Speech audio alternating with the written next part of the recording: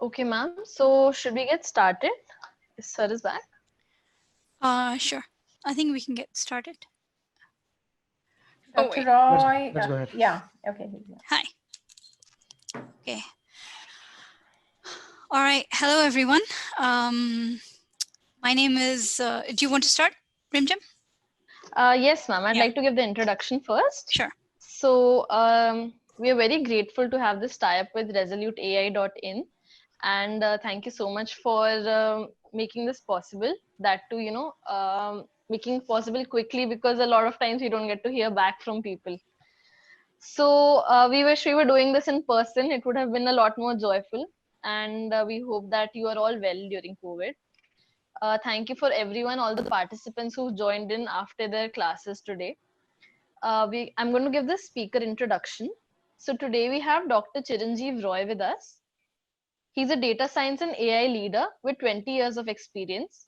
He's currently the chief of data science and AI and data science product, SaaS development, AI research, cognitive, ML, computer vision, NLU, and big data analytics for domains like legal, risk, and computational law. His journey has spanned across the R&D wings at Fortune 100 firms such as Nissan, Mercedes-Benz, HP, WNS Research in General Motors and BMW, and HSBC in US, Europe, and Japan. His strategy has been to leverage data to enable smarter and faster business decisions and intelligence in product services.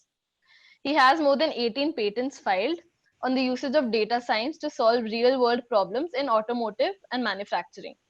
His research has also been published in reputed international journals. He holds a PhD in applied machine learning along with a master's in statistics and computational mathematics. He is a member of the Analytics Society of India and is a visiting faculty member at prestigious universities like IIT, IIM, and universities in the US and Singapore. He is honored with being one of the top 10 data scientists in India 2018 and Industry 4.0 leader in 2019. We are honored to have you here with us, sir. Now, we also have Ms. Smita Jha with us. She is the Chief Product and Strategy Officer at ResoluteAI.in. She holds over 15 plus years of experience in product development, management, and marketing in technology and consumer products. Smita ma'am has previously worked with HP in the domain of international product marketing and global supplier management in the US. She has also worked with Satyam Computers in the telecom sector. She completed her BE in Computer Science and Engineering from BITS Mesra and then went on to pursue full-time MBA in Marketing from Cornell University. Thank you for blessing us with your presence, ma'am. We, the members of CATC Thank you. JMC, are grateful to be organizing this webinar with ResoluteAI.in. We are looking forward to having an enlightening session and to get a glimpse into the world of AI through the views of our experts today. Thank you, and let's get started. Thanks a lot, Rimjam. We're very happy to be here.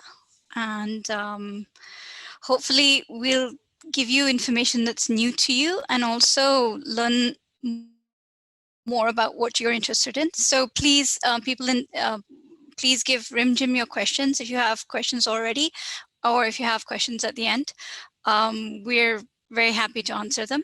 And this is the perfect platform to do so. Oh, and there's no such thing as a stupid question. Dr. Roy always says that. All questions are interesting. All right, let's see.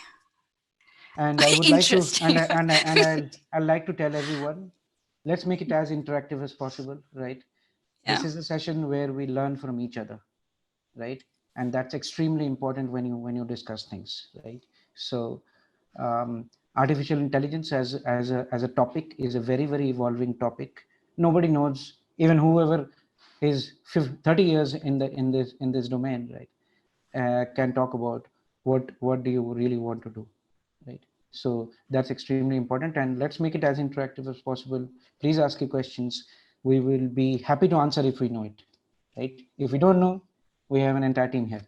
Okay, so yeah. let's make it as interactive, as better as possible. Smita, Yeah. all yours. Okay. Thanks. Thanks. All right. Okay, so Resolute AI is a 2 to 3 year old startup, and it was founded by Sanjay Jha, and we have recently, or well, we've been in sort of in the realm of creating computer vision and NLP based products for the market. And currently we have an attendance management and visitor management system based on facial recognition software. So if anyone has questions about those or are interested in them later, we'd love to show off our babies. So. All right, so we're going to start off with talking about art. I think you've already seen Dr. Roy and I, our faces, and you'll get to see us for the rest of this session. Shruti is also on the call, and Shruti is our head of digital marketing, and she's a newbie to AI. And I have to say that in the 2 to 3 months she's been with the company, she probably knows as much as I do now. So, Thank you. no, so I think it's important to understand that with a business background, AI is not something that's beyond you. It's definitely part of something you can learn, and Shruti's even doing vlogs on it. So please like go and take a look at some of her links and her explanations on AI. All right, so this is our these are most of the main people. We're missing one lady here for sales, Reika. She just joined last week, but I just wanted to show you this mainly because I wanted you to see that there's no gender bias. Again, tech is something where there's, there shouldn't be in any system or in any industry, but in artificial intelligence and technology, there are a lot of women involved, and there's a lot of space up for you to be involved as well. All right, so AI and AI hype. Why do we put them in the same sentence? Because, as Dr. Roy mentioned, AI is a cutting edge technology. And when you say cutting edge, you literally mean that you can cut yourself with it. Because it's so new and because there's so much hype about it, there's a lot of bloated expectations, and there's a lot of sort of fears about it as well as the society. So the hype is that, AI is going to take over humanity and then lead to, robot revolution. And there's a lot of things that you see, like self-driving cars. Are they already as safe as human drivers? Do we need human doctors and radiologists anymore? Has it actually surpassed human intelligence? And other things like, chess masters, grandmasters, and other games and things like that, where everyone says, oh, AI's gone past it. So there is a sort of a whole paradigm shift, not just for manufacturing, but for finance and for every sector that you can think of, where technology is already involved, and some places where it isn't. Like, you probably didn't think you'd be talking to your fridge or your light, but that is actually happening in many situations already. The consumer technology is out there. So there is a lot of global hype. And there's a lot of global fear, like, will I lose my job because of AI? So yes, there's a lot of promises, but what actually have we seen? So in general, 60 to 85% of big data and AI are tied together because you need a lot of data to come up with a lot of AI strategies. So have failed due to a combination of challenges, and we'll discuss some of those challenges later on. And if you have more questions about what they are in your field, please feel free to ask. People are scared of AI. To the extent that, like, because of marketing, people are saying applied intelligence or digital intelligence or augmented intelligence, because it sounds better than artificial intelligence, which makes it sound like something artificial is going to replace a human being. In business, there is AI in all sectors already. There are success stories, but you'll find that they're mostly related to small scale pilots or research projects that companies like ours are putting into deployment. So we're actually taking, thanks to Dr. Roy and his background, we're taking technology that's currently in an academic paper or in the realm of universities, and we're turning that into a reality for people. And unfortunately, some heavily invested projects have already failed. So yes, there was a lot of AI hype, but there's also a lot of reality checks that people have had to face. All right, so this is the Gartner hype cycle.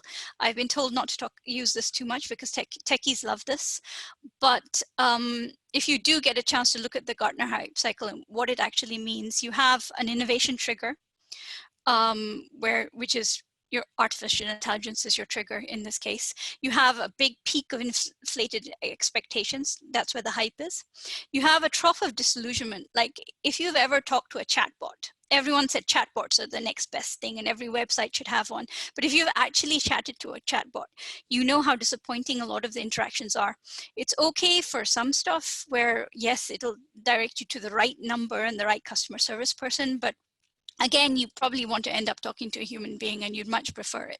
So that's the trough of disillusionment with some forms of technology. And then you have the slope of enlightenment where finally the technology comes into its own and the plateau of productivity. But anyway, so we like these terms, but I just wanted to show you in terms of financial and other things.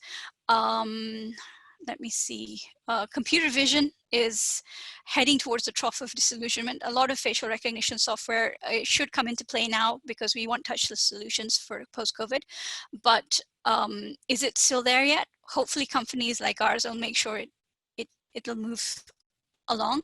But then if you're looking quickly at things like AI marketplaces, it's still an innovation trigger. It's heading towards a peak of inflated expectations. It's not there yet. Other technologies like sentiment analysis and things like that, especially chatbots, they're really not mature technologies yet. So I just wanted you to see that, there's a lot of stuff in newspapers, and yes, there are some robots working and there are some other technologies working and they are in the field, but a lot of them are beta tests. And by beta, we mean they're in the field and they are one-off prototypes, or very specific people can use them right now for specific use cases. These are a lot of artificial terms, technology terms that if you really want to know more about, we can send you the links, and if you do have specific questions, we can answer those right now. Dr. Roy is perfectly capable of answering on all of these, and Shruti and I have some knowledge on some of them. So we will be mainly talking about machine learning up at the top and natural language processing. I think those are the ones that mainly happen in financial and banking and commerce. Our products actually cover the scope of all of this, except for, I think, robotics. So you can see all the terms here: deep learning, machine learning, NLP, that's natural language processing, which is a lot to do with text analysis and things like that. So let's move on. Again, questions, please add them to the chat bar. We will be discussing some of those terms, and Dr. Roy actually has some practical examples of them later on. As you've seen, now we were talking about the trough of disillusionment. What is digitization? Digitization is anything where you take a process and you turn it into a computerized process, or digitize it so that it can be available on a computer or some other digital device.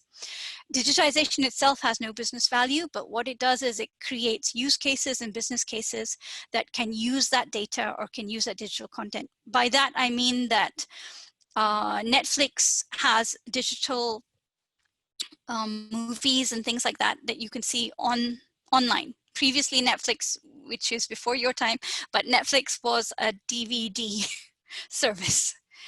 And it would send you DVDs out and you would mail them back, and they would send you the next set of your DVDs. And it also had a recommendation engine that was pretty good. By that, I mean that it would check what you had already chosen and give you suggestions based on that. Now Netflix actually has changed their rating system slightly, but as you can see, the digitization of the movies that you see has made it available across platforms, across different things, and their pricing. They reach Indian consumers that, like, 3 or 4 years ago didn't have digital access. So the whole business use case came about because of cell phones and also things like, you know, geo and all that, lowering data rates. So digitization in itself had no business value, but it created a use case that has a digital value. Smart products, you've probably heard about smart products and smart cities and smart everything. AI is an intrinsic part of anything smart, because smart products use data sets, past transactions, electronic sensors, communications technologies, networking. It uses all of those information sources to create value, to create connected systems, to create feedback loops where you as a person can talk to your machines, talk to your system, talk to your phone, talk to your lamp, talk to your security system, talk to your TV, or interact with it in a new way with gestures or with whatever it is, whatever the sensor that you can create. And so smart products deliver comfort and convenience in the consumer space. But when we're also talking about further digital products, we're talking about employee efficiency. We're talking about utilization, which is using how much more productive can your work environment be? How much more productive can your processes be?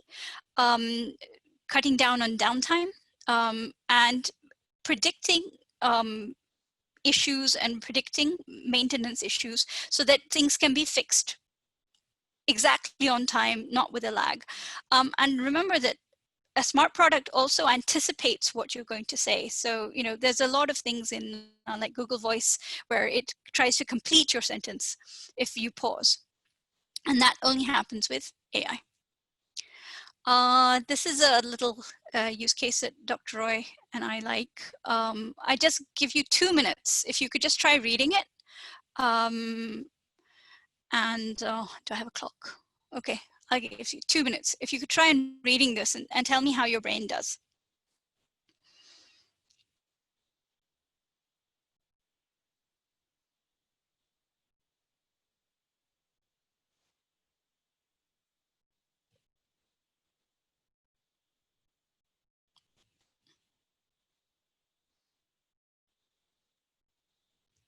Okay, I'm going to assume that most of you have been able to read it so far. Yes, ma'am. We've done a lot of these things as games in Okay. our classes. Yeah. Okay, that's actually good to know. Yeah. Which kind of class would you do this as a game for? Not like this is something you come across even on Facebook, you know, as a general. Oh yeah, like Like those. solve this. Yeah. We computer geeks, we like this. So this is mine. So deep learning machines work similar to how brains work. These machines work by seeing fuzzy patterns and connecting them to fuzzy concepts. So they work layer by layer, like a filter, and they take something that's complicated and they turn it into something that's simple, or you hope that they do that if they succeed. Now, one thing that you understand is that your brain could read that and it could automatically understand what the patterns were. For a computer, first of all, it's all zeros and ones. For it to then translate that takes training, just like a 5-year-old. It's maybe not even as intelligent as a 5-year-old, because you don't have to train a 5-year-old on what a cat is. But you do have to train a computer on what a cat is. It can take thousands and thousands of pictures, and still, you know, cat, kitten, you know, lion, like maybe tiger, you know, the differences between those, you have to train it with a data set. You cannot just assume that it knows. Whereas as human beings, we see 2 or 3 examples and we kind of like understand that this is a different subset from cat. Yes, it's a feline and we know it's in that family, but it, you know, initially a child would say lion, oh, big cat. But then they learn pretty fast that that's a lion, and then there's something called a tiger, and then things like that. Whereas for a computer, you actually need thousands and thousands of examples for it to then train on something new. So you have to understand that computers, however intelligent they are, they have to be taught. Or they're not intelligent, I wouldn't call it. However good they are at processing, they still have to be taught. All right. this is a sort of a timeline. A lot of you might think that artificial intelligence is something recent. If anyone has seen the Turing, the movie about Alan Turing and like the Enigma code and all of that stuff, artificial intelligence and its premises have been around in the 1950s. In fact, a lot of it started with Turing, and it started with the basics of computation. So artificial intelligence is then, and then you have machine learning, and then you have deep learning. I think the definitions of those, so machine learning would be probably better explained by Dr. Roy, but that is just a general question. And yeah, nobody gets a chocolate if it would have been classes and you get a good eclairs. That's what I used to get. Whatever. What was the first AI algorithm or a machine? Smith already gave an answer, but would like to know the actual answer. Where was it used? Are you talking about the what was done by Alan Turing? Yes. I know the answer because I've seen the movie. Anybody else? He watched the movie. Did you watch it with Benedict Cumberbatch, or did you watch it for the? I watched it for the mathematics in it. Oh, I'm very impressed. That's a very sincere answer. But anybody can put it on chat. Yeah. No one wants to take a guess? I'm sure a lot of people know it. The first. I'm waiting for responses. Yeah. Rimjim, you can give the answer. Rimjim, you can give the answer. So in the fight with Germany, basically the Germans had a coding machine through which they used to. So at that time they didn't have email and all of that stuff. They used to do the telegram stuff. So the daily telegram of which place are they going to attack, which ships they are going to attack, that was communicated through a encoded message. And the decoder of that was changed every day. So the people so in the movie they had only 24 hours to figure out what the code for the day is, and basically they had to come up with an algorithm to see for their own benefit that what are the places we can save on to decrease the losses during the World War. So perfect. So do you know the exact mathematical name which was given by Professor Alan Turing? Or basically it was done by Germans, but what is it called? I think it was mentioned in the movie, but I don't remember. It's called cipher. It's called cipher. It's called cipher codes. And now my next question is, do you know where it is used today? It is the same thing which is getting used today, and a lot of people are creating a hype on that. It's one of the most premier technologies which is supposed to change the world, and it came with a big bang. People made a huge ton of money on it econometrically. Anybody? We've opened the chat box for responses. So if anyone wants to reply, you can write in the chat box, or you can also turn your audio on. Any guesses?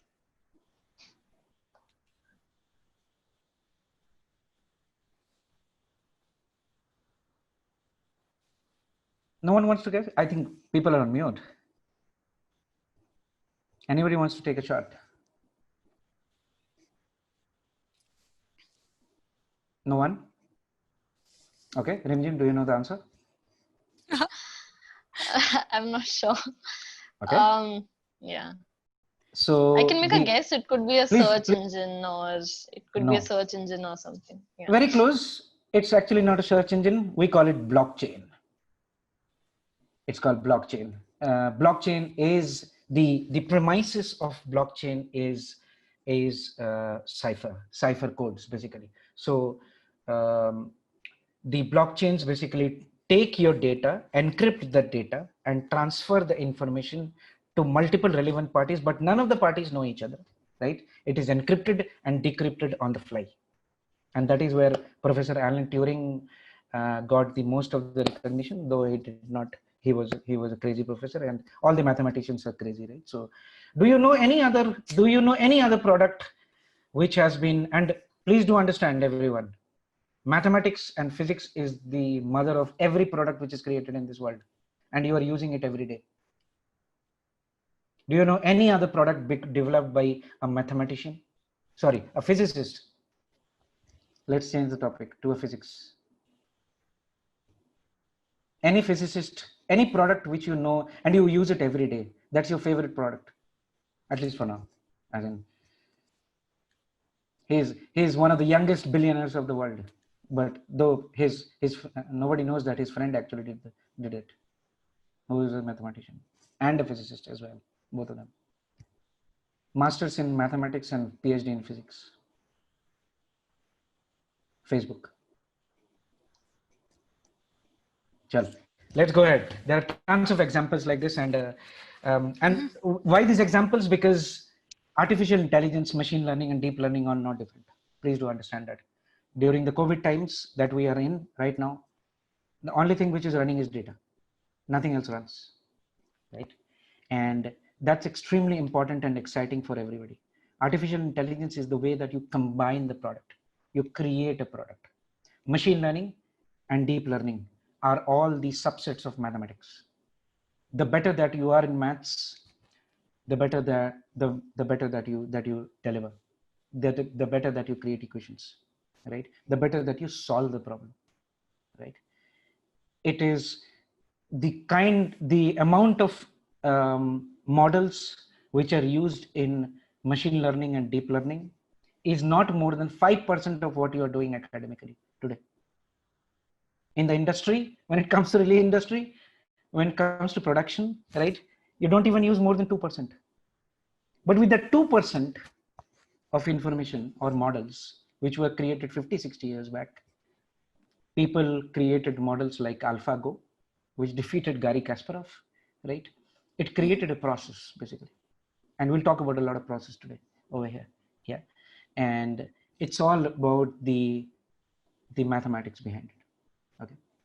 Yeah, I'll stop talking about mathematics and Smita, take it over from No, I think one thing I just I follow somebody called Bernard Marr on LinkedIn, and if you're interested in AI, it's definitely interesting to watch his shows. And they are not they're not very technical. So if you're just interested in the business applications of AI, then I think it's a really good place to start. Yeah. So when I take my IM classes, I start with Bernard Marr. His book on data strategy in Harvard Business Review, it's till date the best book in the world to make anybody understand what is a data strategy, right? How can you make data moving, right? How can you make enterprises go from left and right? So that's extremely important. Please follow Bernard Marr. He's a brilliant fellow. Yeah, he just gave a talk, like a vlog recently, and he mentioned that 90% of the world's data was created in the last 18 months. So I mean, I don't know how adequate accurate that number is, but I was just like, okay.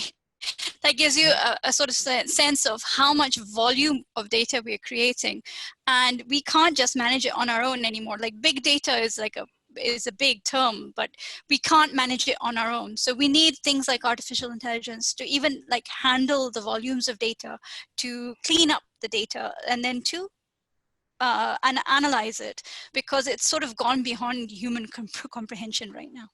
So okay, next. All right, Dr. Roy. This is a very complicated slide. I seriously think it's a lot of business people. It's a lot of people don't even understand this actually in business. Right? So if you take away nothing else from this whole discussion, please understand this. Yeah. So you give garbage, you get garbage. It's that simple as that, right? And when you include data into garbage, it becomes garbage data. How do you can make fun out of data, you can cut the data, you can slice it, but ultimately what you intend to do is the human being basically, right? Human being needs to tell the machine how to interpret the data. Otherwise um, things will never come into picture, right? The products will never come out, right? That's extremely important. And that's what Smita has presented in the middle of the screen that you see, right? The great model. A great model versus a failed model is a differentiator on how do you give the data. And hence, before even artificial intelligence and all the stuff, right, where the credit is never given to the data, but actually data preparation or data accumulation, the data strategy, how should you get the data, is the most challenging one. It makes data scientists go crazy, mathematicians and statisticians go crazy. There is a process through which you use applied statistics and mathematics in order to understand the form of the data and so on and so forth. We'll talk about it a bit in detail in later. But this is nothing to do with whether you know coding or not. Please do understand. One of the things that I've seen most of the places is if you don't know how to write Python codes, you don't know anything, which is absolutely crap.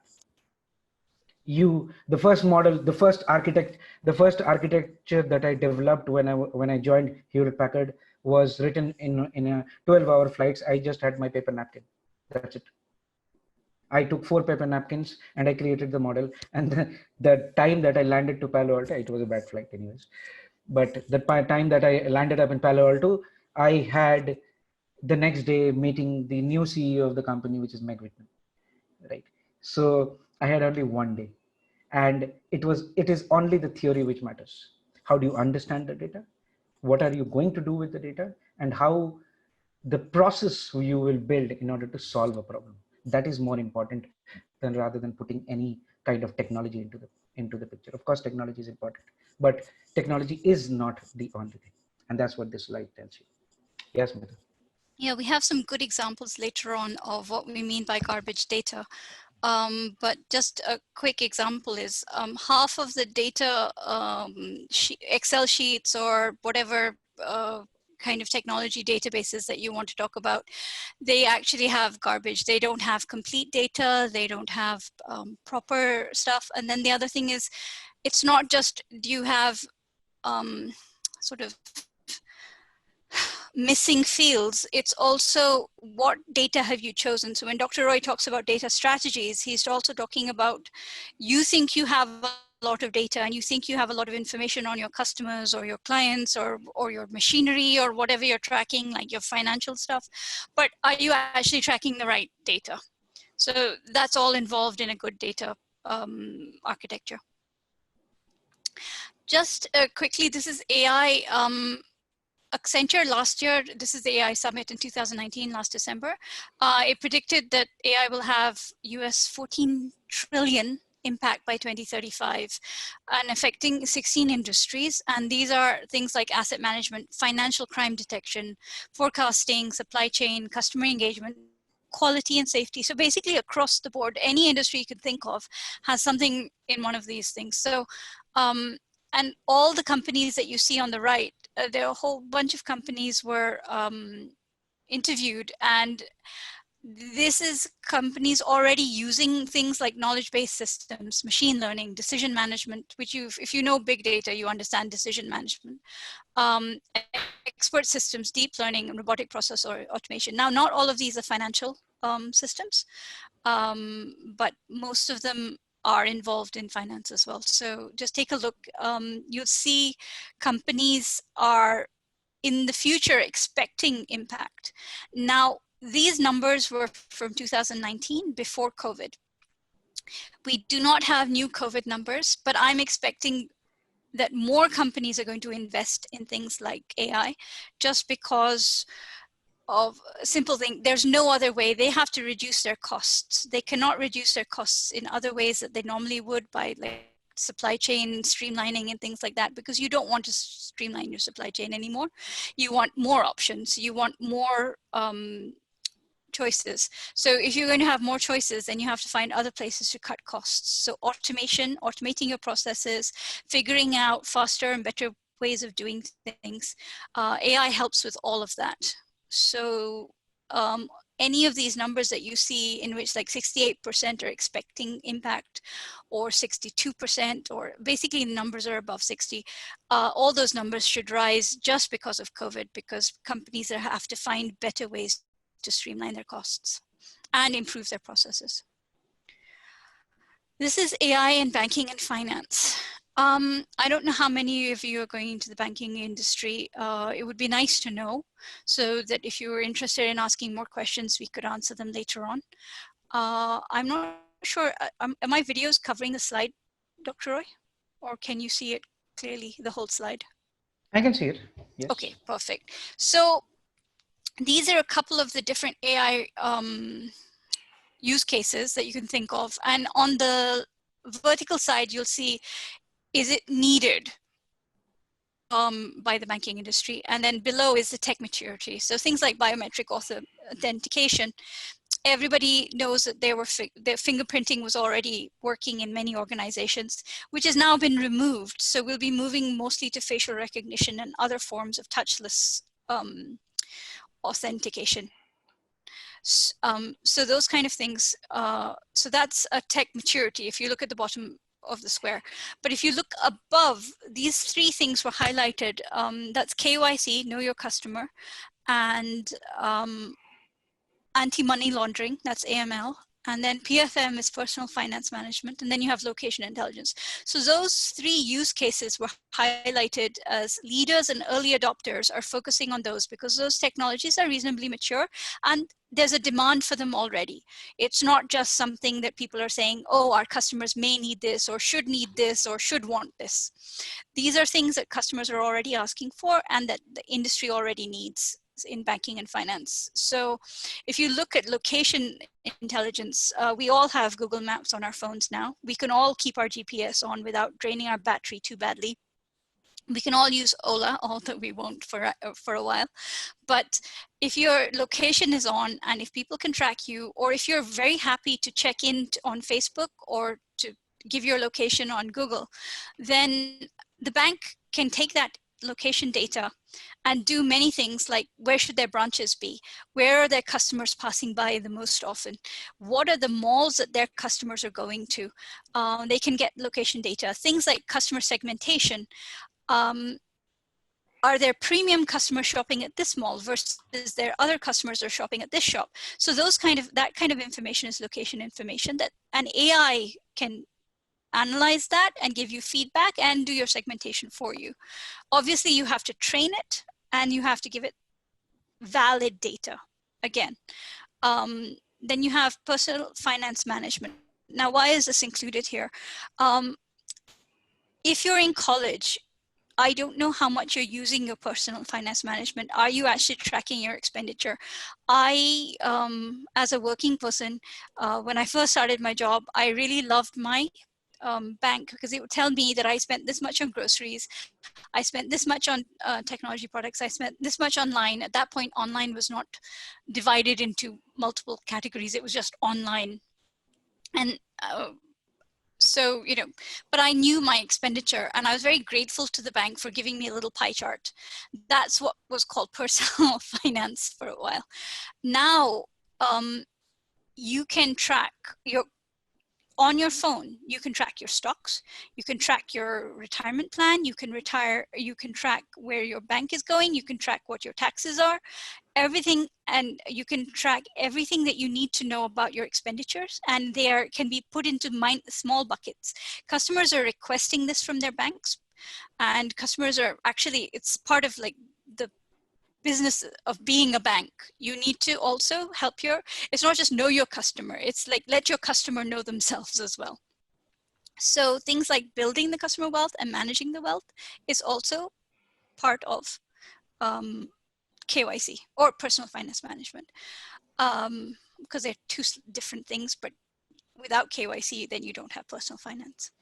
And the last one is sort of anti-money laundering and KYC compliance. Now, any compliance in any country or in any system that you have to handle as a financial firm or a bank,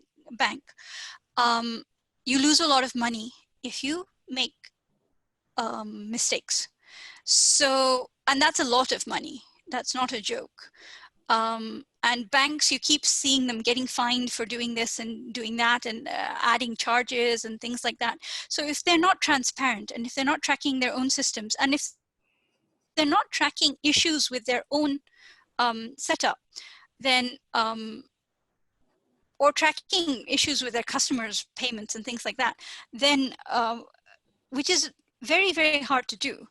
AI tracking can actually sort of kind of analyze for fraud, analyze for money laundering, analyze for KYC issues, anything that needs to be automated.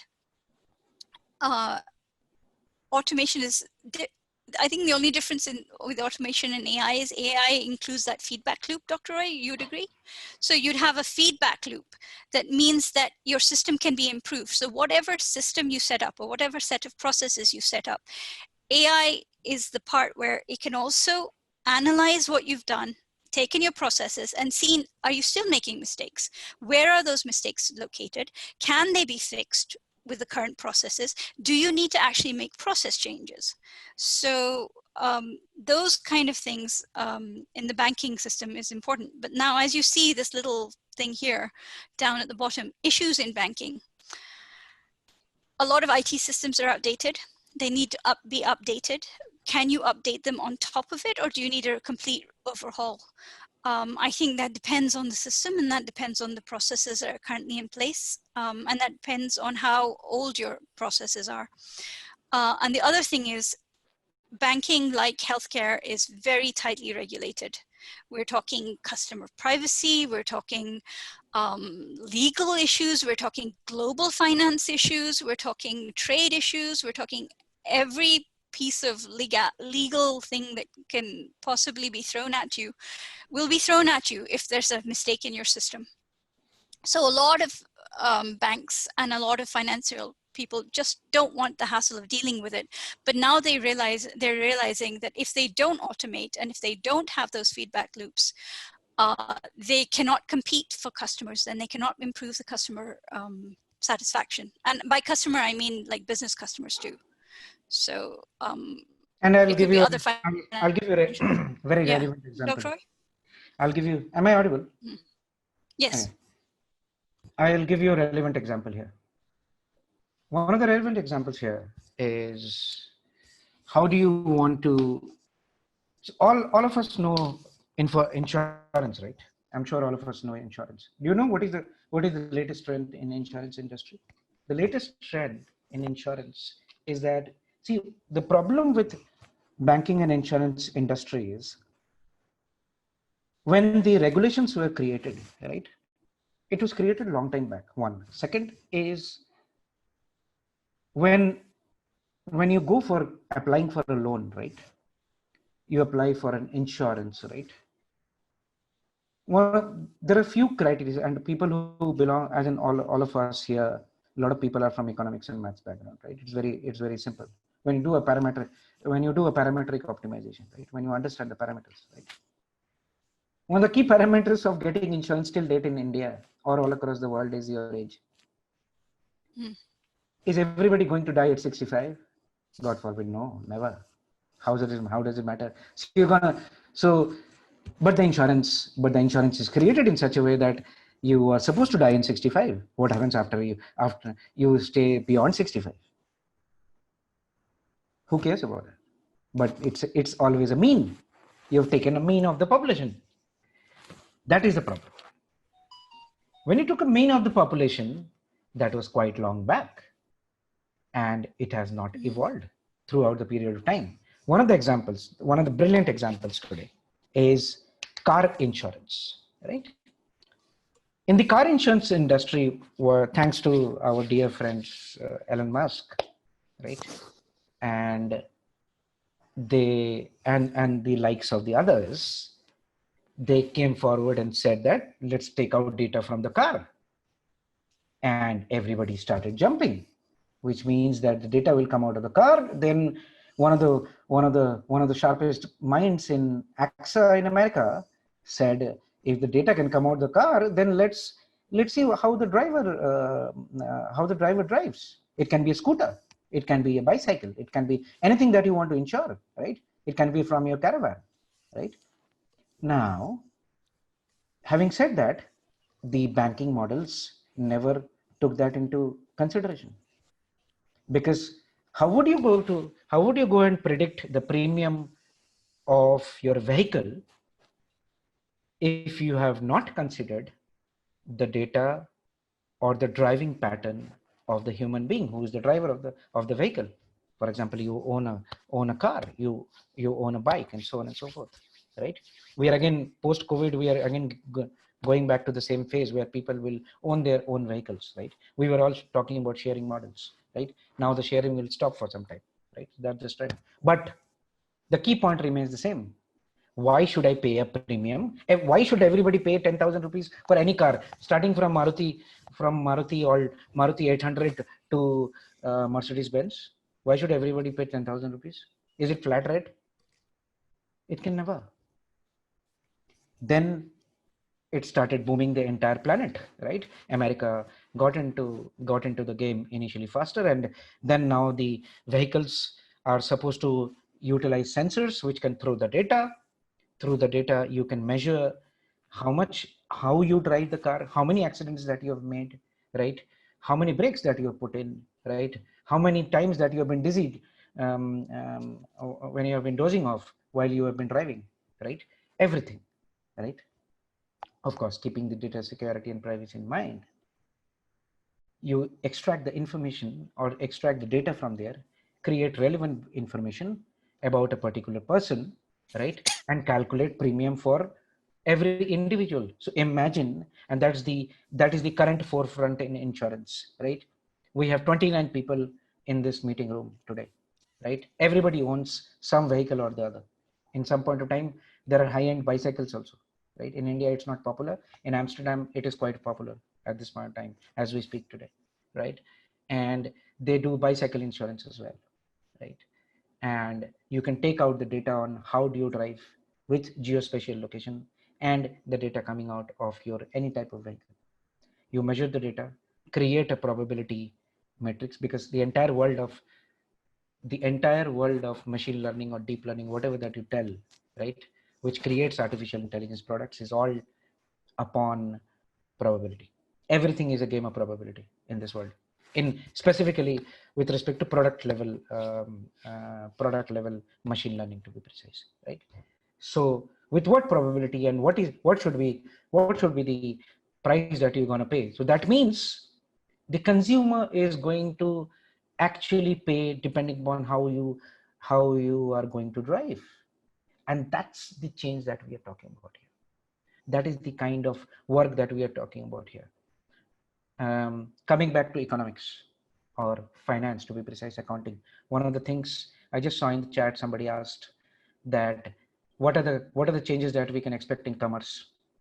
One of the biggest things that we are expecting, and there is a lot of work which is going around, I'll not talk about, so there are multiple other stuff which is happening around. One of the subjects which is very closer to my heart, and I'm working on this as we speak, is called forensic accounting. Forensic accounting is not just limited to anti-money laundering that you can see over here. I'm sure there are a lot of learned accountants. You guys are learning accounting and things like that, right? QuickBooks basically as an organization has tried to do business intelligence. The next level of business intelligence, teaching the machine to learn um, and automate the equations, right, is machine learning, right? So they're still struggling and trying to evolve through that space. But how do you portray the data? How do you see the data is called business intelligence. Forensic accounting, and a lot of people know, for the people who do not know about forensic accounting, is the fact that it primarily looks at multiple areas of how to look at accounting based problems, accounting principles. And one of the things that I would like to tell you off the records is, if you study balance sheets of real estate companies in India, I am 100% sure, if you seriously look at the balance sheets of real estate companies in India, 80% of the companies will have some problem or the other. Is the business, because these things happen when your organization is in stress. Understanding stress is extremely important. And that's what forensic accounting does. And it does a lot of other things as well. As in, you see all the sci-fi movies, you trace people, their wealth, their money, how the transaction is moving, and so on and so forth. But primarily, when it comes to the bottommost layer, right? And that is why there is a great need for forensic accountants, legal econometrics, right? And so on and so forth. So these are the branches which are evolving out of artificial intelligence, right? And in the next 10 years, the banking, finance, econometrics, right?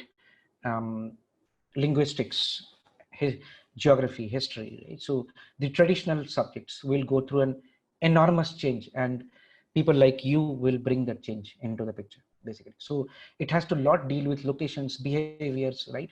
And once you can utilize your knowledge with respect to the domain that you bring into the table, you will be actually be able to automate it. And machine learning is just a part of automating what you're actually trying to do.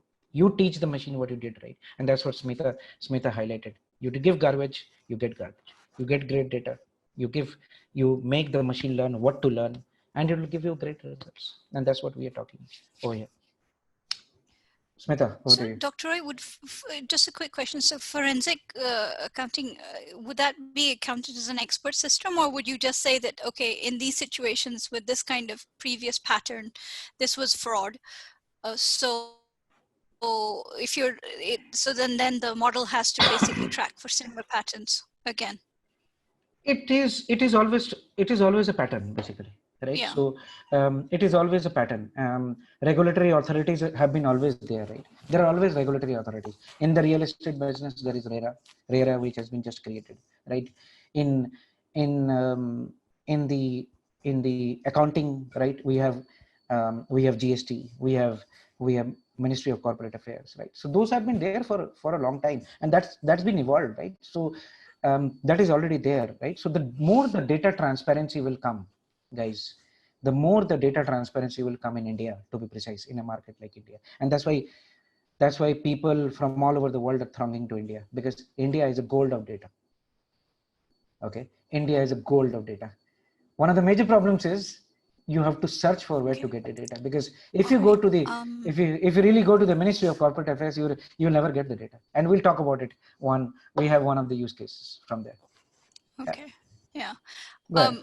I'm just going to finish off this slide quickly with a Sure. slight backtrack. I just wanted to show transaction approved using facial recognition. So it actually recognizes the person and then approves their transaction based on identifying that they are that actual person. So our software depends, like you'll see the number of points on the girl's face. Previous things like iPhones and stuff had I think iPhone at one point had 64 points of recognition, right, Dr. Roy? Yeah. Or is that the most recent iPhone? No, it started with 64 point. I mean the face ID that you use, right? You turn your head left and right and do all the gimmick, right? Yeah, so if you see It's those done on points 64. on the So girl's 60, face, yeah. 64 facial point. Now it has evolved to 128 currently. So they're in the process. The next, I guess, iPhone 12 or 14 might come out with 128. And they probably have to move to 256 because now we have masks involved. They would have to. So the So facial 256 involves recognition, they like need to track your half, iris. yeah. Yeah, they need to take your iris, basically your eye, right? So Okay, that okay, is the kind of deep learning that we are looking at. Yeah. all right. So then we have those Mission Impossible things, or the Avengers where people are stealing eyeballs. So, Yeah. okay. All right. And then as you can see, some other use cases are forecasting. That means that you can also forecast where your stocks are going or where certain commodities are going. And Dr. Roy will talk about that later. And then you have chatbots. And we already discussed that chatbots are not the most satisfying use case right now. But just for your information, Dr. Roy is also working on improving the quality of chatbot responses. So There is a huge amount of research where to make chatbots intelligent, right? See, everything is a framework, right?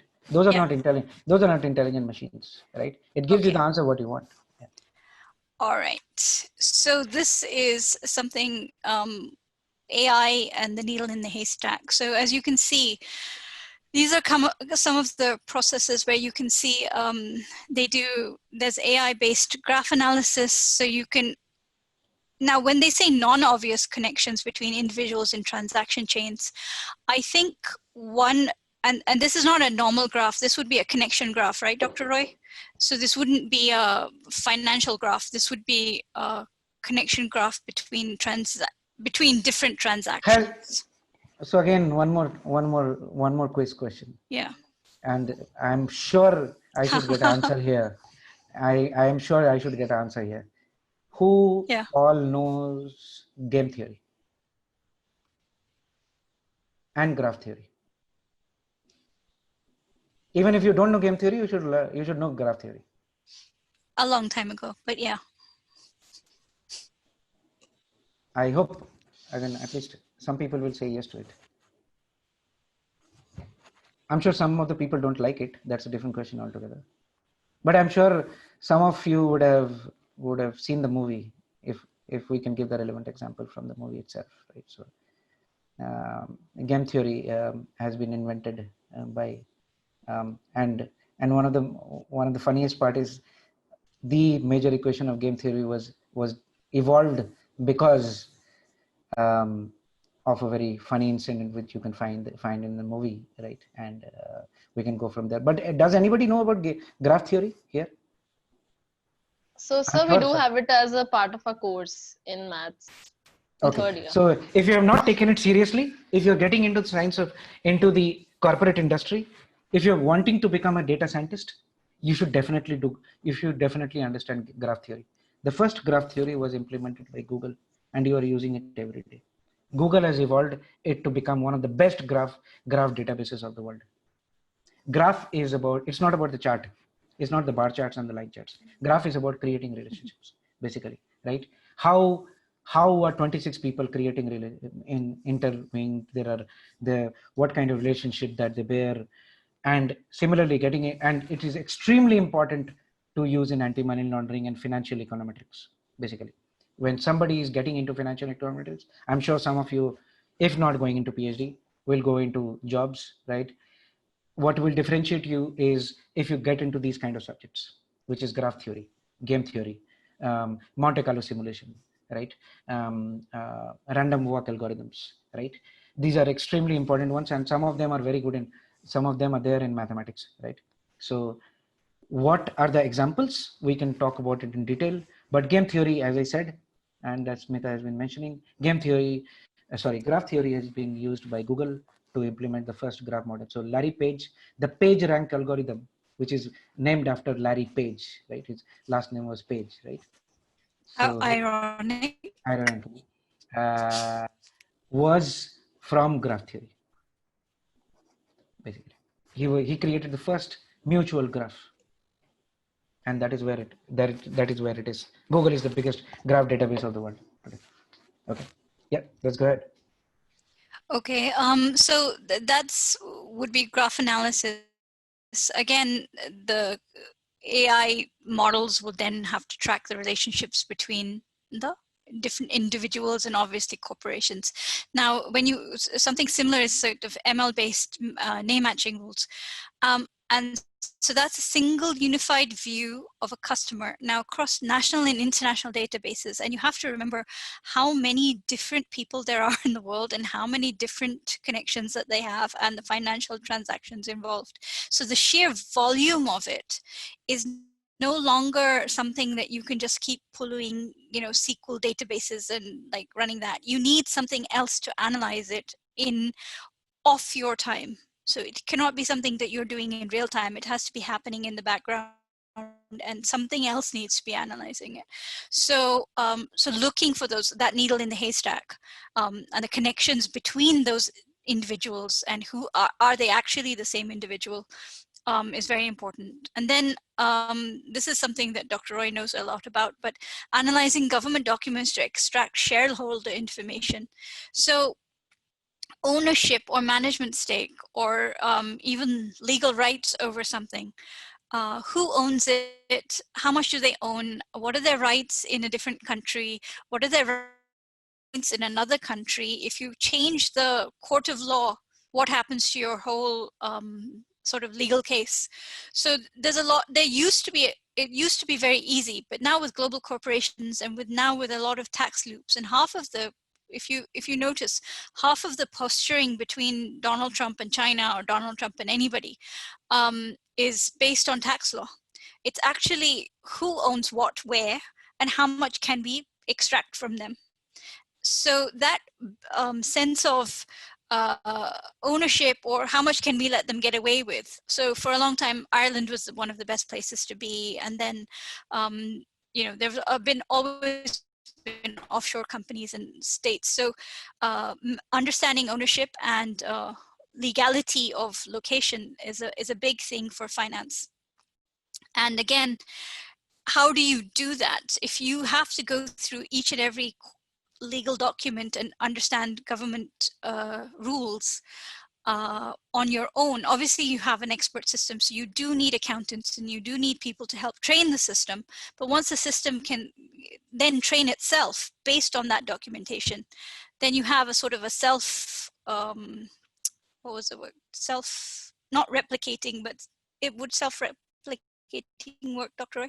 A self-replicating system that can train itself to analyze new laws or new systems and then present you with the information. And then finally, this one, Dr. Roy is actually also doing something similar, but in healthcare. So categorize news articles by type of crime, criminal proceedings, and generate a matching relevance score.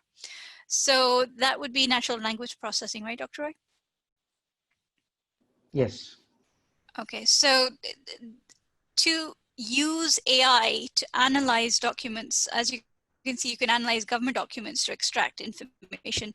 But in this situation, this would be categorization and also understanding relevance. Now, your search engine does this for you every time you type in a search. But imagine if you gave it a general thing on crimes, or a general thing on crimes in specifically related to finance, or crimes specifically related to this industry, and the kind of things that could come up. You could, in some ways, track crimes before they happen, because you could track the seeds of the crime, or you could track them before, like, it's almost like the tremors before an earthquake. Before something big happens, you can sort of analyze what are the normal things that you hear about certain criminal cases, what are the normal kind of the progression, and you could do that kind of tracking. So would that be part of your criminal tracking that you were talking about earlier? Absolutely. Okay. All right. And now econometrics, I don't know. Ribjib, I'm going to ask you again. So econometrics is probably something you guys do in certain courses, or because I mean it is building financial models, but do you run linear regressions and things normally? So if we use the phrase linear regression, do we have to define it? So maybe the students of economics and BCom do a lot of the things that you mentioned, asset pricing, market making, but the mathematical models or linear regression, like you're saying, that is not really studied. So maybe we could have like a short definition of that. Like we don't do it in depth in our college. So you don't run regressions and come up with models and things? So we do that in mathematics, but that is more for general mathematic models. Like we have some battle models, or the disease, the disease models, susceptibles and infected models, but nothing related to portfolio management and asset pricing. But the bottom line, the major part of the maths is as in you all work with probability, right? Everybody works with probability, or everybody works with arrays and probabilities, right? Most of you understand arrays and probabilities, basically, right? That is how the arrays, functions, and probabilities. These are the three major things that you need to know if you want to crack machine learning. That's it. Nothing else is required. right? It's all about whatever that you apply. And of course, game theory and graph theory and things like that are comparatively very typical ones where you require coding. But for a lot of stuff, and somebody asked a question about this QuickBooks, right? For doing business intelligence and business analytics, you really do not seriously require any kind of coding. And the next world is going to be no coding platform. You don't require any coding, actually, right? And you have tons of examples. Today we have something called GPT-3. We have transformers. I'm sure everybody here has seen the movie Transformers, right? Even though you don't like the robots, you like the human beings as well, right? So with the voice command of the human being, the transformer becomes a bumblebee or something like that, right? And that bumblebee is already a reality. So we have something called GPT-3, General Performance Transformers, which has been created by Tesla, right? And Elon Musk, to be precise, Elon Musk and Satya Nadella's company, Microsoft. They have already pioneered in churning almost about 178 billion parameters. And you can actually go ahead and, so if you just say, please computer, write a transformer model to write a graph theory, and you will do it in seconds. So you don't really have to write Java codes and Python codes. You just need to know what you need to write. That's important. Yeah. Okay, let's move. But I think portfolio optimization, risk management, portfolio things, market pricing and things like that, this will come once you lead into get into the organizations and things like that. But ultimately operations research, to be precise, random walk models, your multi-agent models, right? So a lot of our BCom students and economics students do go into, consultancy of these areas. Absolutely. But I'm not sure whether they go into the modeling of them as well. They would, in fact, at one point in time. I'm sure they might make use of it. Yeah. I don't know if they make it. They might be making use of it though. Yeah. So I'm sure. So see, as that's what this slide talks about. You need to have a very good background of statistics, economics, and operations research in order to get into data science, right? It is important. But more than that, what is more important is human logic. You can learn all of these once you get into the stuff, right? So as in post my master's, it took me 10 years to start writing my first paragraph for my thesis, right? It took me 7 days to write my first paragraph, right? So it was in 2001, and then to 2010 is when I started. And of course that was brutal force. I never wanted to do a PhD, in fact. But that's more important, that if you really have to do something, you will crack it. That is where Indians are best at, right? So you learn everything that you want, right? Okay, let's continue ahead. Okay. All right. Code Rush. Dr. Roy? Okay. So I'll talk you about the slides and then take you through, sorry, you have to bear with me for some of the codes, because I wanted to really make it non-code. There are non-coding platforms through which you can actually do this exercise. Does anybody here know what is the current rate of gold today? 10 grams of gold.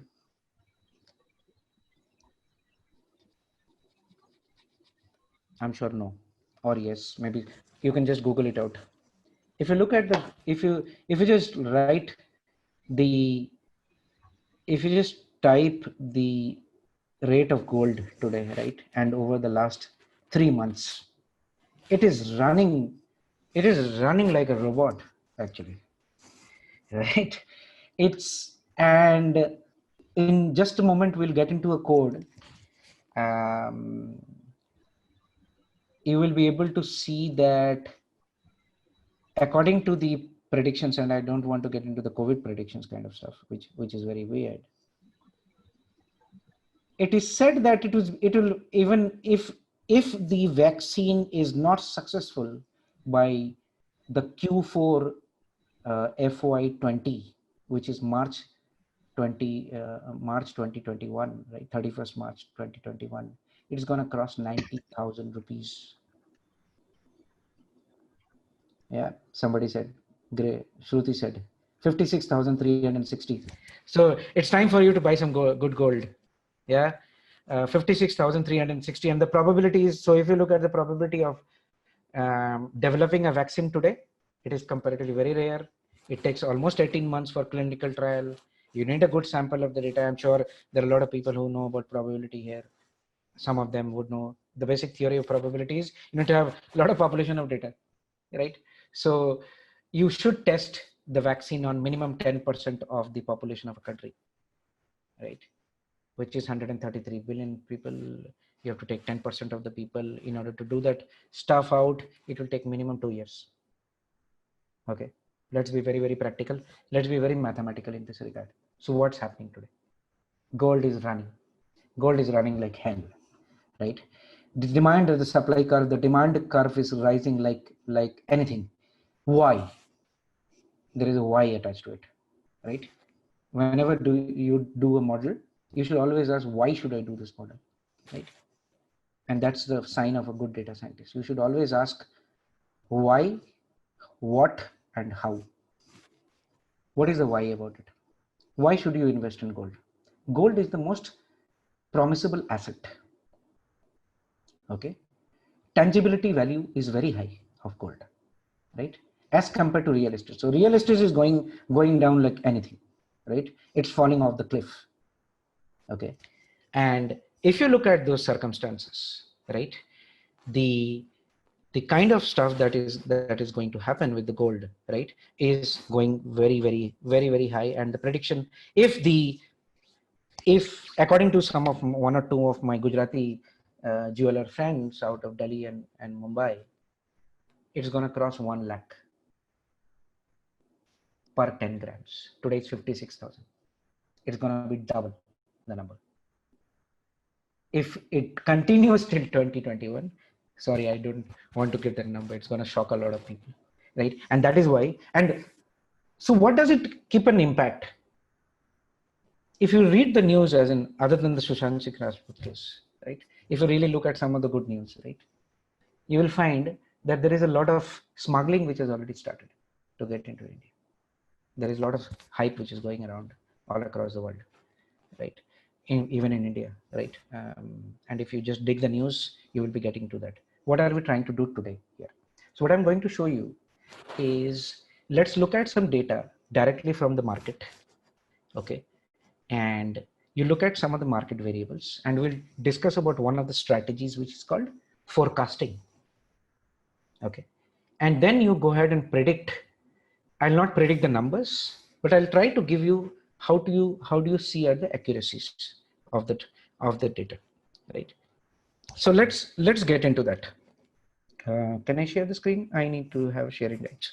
Smita, you need to give me the sharing rights. Thank you so much. Okay.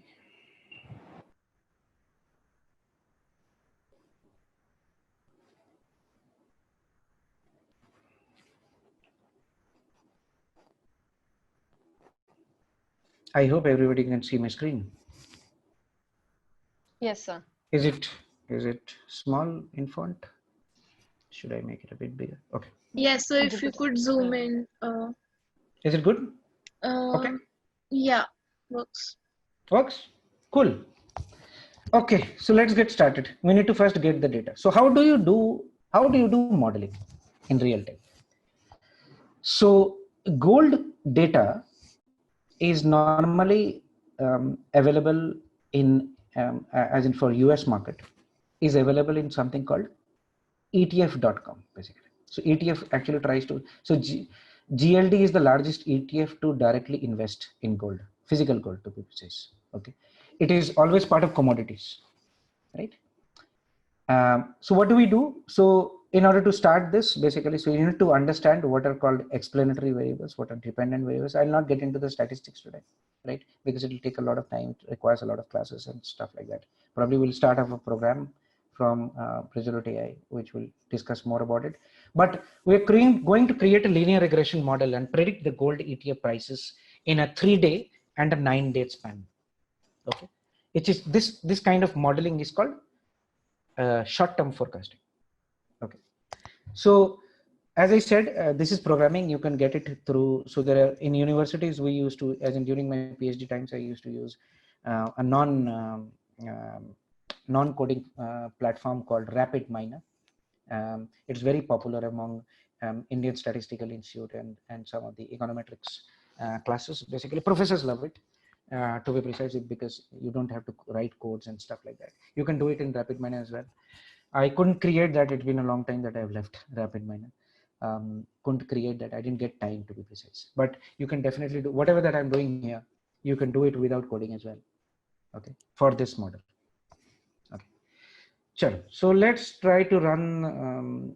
Let's try to run this exercise. This is Python. This is called Jupyter Notebook, and this is where we actually write our codes. So there is a syntax problem which is happening here because I didn't code it. So let's go ahead. I'm running the model. So I'm trying to get the initial libraries. Now, if you look at this, I'm trying to get the data from Yahoo Finance. Okay. And I'm sure you might know Yahoo Finance. So I'm trying to get the GLD, which is the gold, the data for the gold, basically. I run it over here. And what is the range that I should give? I've taken from 2008 to 1st of August. So what is the date today? Let's do it till 08. Okay, 8th of August. And run the model. Let's get all the data. Yeah, there you go. You have the data, right? So you have 2008, 1st January 2008 till 8th of August is the data that I have. Okay. This is how you plot it, that you see it. So then we define the dependent variables. What are the dependent variables here? So the dependent variables is the next day price. What is the rolling window, right? And look at the prices. What is the next day price, right? So you have to define the dependent variables. What is the next day price? What are you going to predict? So there is a concept of independent variable and dependent variable, right? Dependent variable is what you are actually going to predict. So I'm going to predict the next day of price, basically, right? What are you looking at is basically three-day rolling window and 9-day rolling. Okay, let's run this model. I'm sure some of you know it. I'm trying to write a linear regression model. The process of writing linear regression model, if you look at this, what I'm showing you here, C is basically the concordance, or in a real-time scenario, we write it as error, right? This Y is nothing but your dependent variable, which means your next day price. M1, M2 is the weight, basically, right? Which is decided by the statistical measure. And X1 and X2 are the independent variables. So here, in this case, the predictor variables is the gold ETF price. M1 is the weighted model. It's all about the weight, right? And it's 3 days moving average and 15 days moving average plus the error coefficient. Okay, let's run this code, get the data, and this is the equation which has come out. So the model says that 1.2 multiplied by 3 days moving average minus 0.21 multiplied by 9 days moving average, which is the X2, and 0.44, which is the constant. Linear regression takes constant, logistic regression takes error into consideration. Okay, sure. So we have run this, and now we have to run this. So we have to predict the price. Look at the prediction. It is comparatively doing quite good. It looks very good, right? The orange line is your actual price, and the blue line is your predicted price. I can go into much of the details. You can predict the numbers and so on and so forth. So you can do that exercise at your home, basically. And the last thing is basically called R square, or adjusted R square. Basically, it is a goodness of fit. Basically, we call it linear regression. We call it goodness of fit. You try to find the accuracy of the model. Okay, since it's a linear model, you go by the R square. Though academically, R square is not the best, and that's what I said, right? If you really look at mathematics or economics or statistics, right, R square is not the only way of judging a model. Okay, but it got very popular because people understand it very well, right? The business people understand it very well. And please do understand, when you get out of your books, when you work for the company, you cannot tell that I am a statistician, I have 20 models which can tell you this is the way that you should measure. They would always like to have the simplest one. So how is the model fitting? I can understand from this graph that is fitting very well, but what is the percentage? It is about 99.115%, because the amount of data that we have is quite good, right? We can get into the numbers, and this, when you actually implement it at a real time, will actually give the primitive numbers. Now, where does artificial intelligence come into picture? This is a pure code, right? What we do, guys, is from this Python code, we actually transform it into a Python API. Okay, we create a API, right, which will fit into a web application or a mobile application, basically, and then it is put into cloud. That is where you can see you can just type www.netflix.com or www.amazon.in, right, and you can see the models which are running. At the back end of them are basically nothing but APIs. So ultimately, you convert your equation or algorithm into Python code. That Python code has to be transformed into a Python API, right? And it has to be launched on the scale on cloud. And that process is called ML ops, machine learning operations. I don't want to get into that, but this is a process in order to do this. Right? So this is how we see that how to do gold forecasting.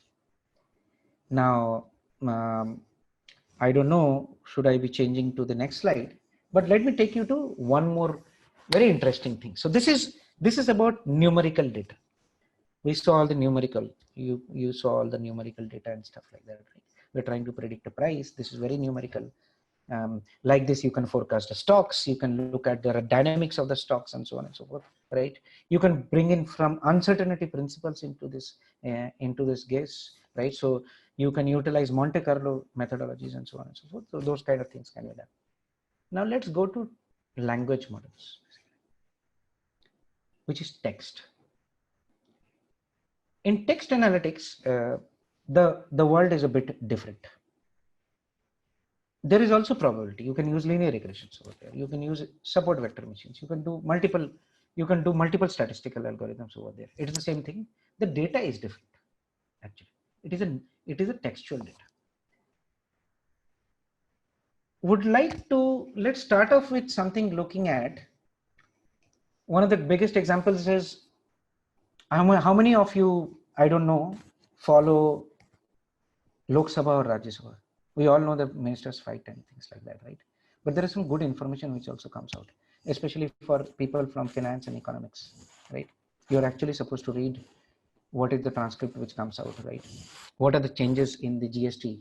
What are the different topics which are getting discussed? How the world is moving, right? And so on and so forth.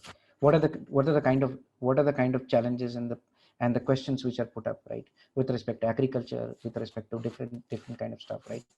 And different ministers from those states are supposed to answer those questions. The problem is it's only arrived by Rajya Sabha, right? And you don't get the data. And I'll tell you where to get the data. And you can actually go ahead and mine the question and answers to find some relevant information. So let's look into something like that. Okay. But before I go into that, anybody has any questions here? I'm sure some of you might have. You can put it on chat. Okay, I'll go to that and then answer the questions, because we are now running against the time. I have to cover one more aspect. Chalo. So let's go ahead and try to see. So I've got some Rajya Sabha question and answers. So these are the questions and answers posted in different various times by different people, and those are answered by the representative of that ministry. Basically, the minister who got that portfolio is supposed to answer the question, right? It is the Rajya Sabha debates, basically. I couldn't download the Lok Sabha due to the time, and it's actually very heavy. You can do it with you can actually do it with Rajya Sabha. You can actually do it with Lok Sabha as well.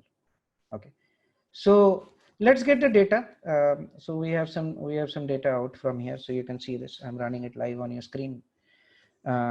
So I want to know by the by the dates, right?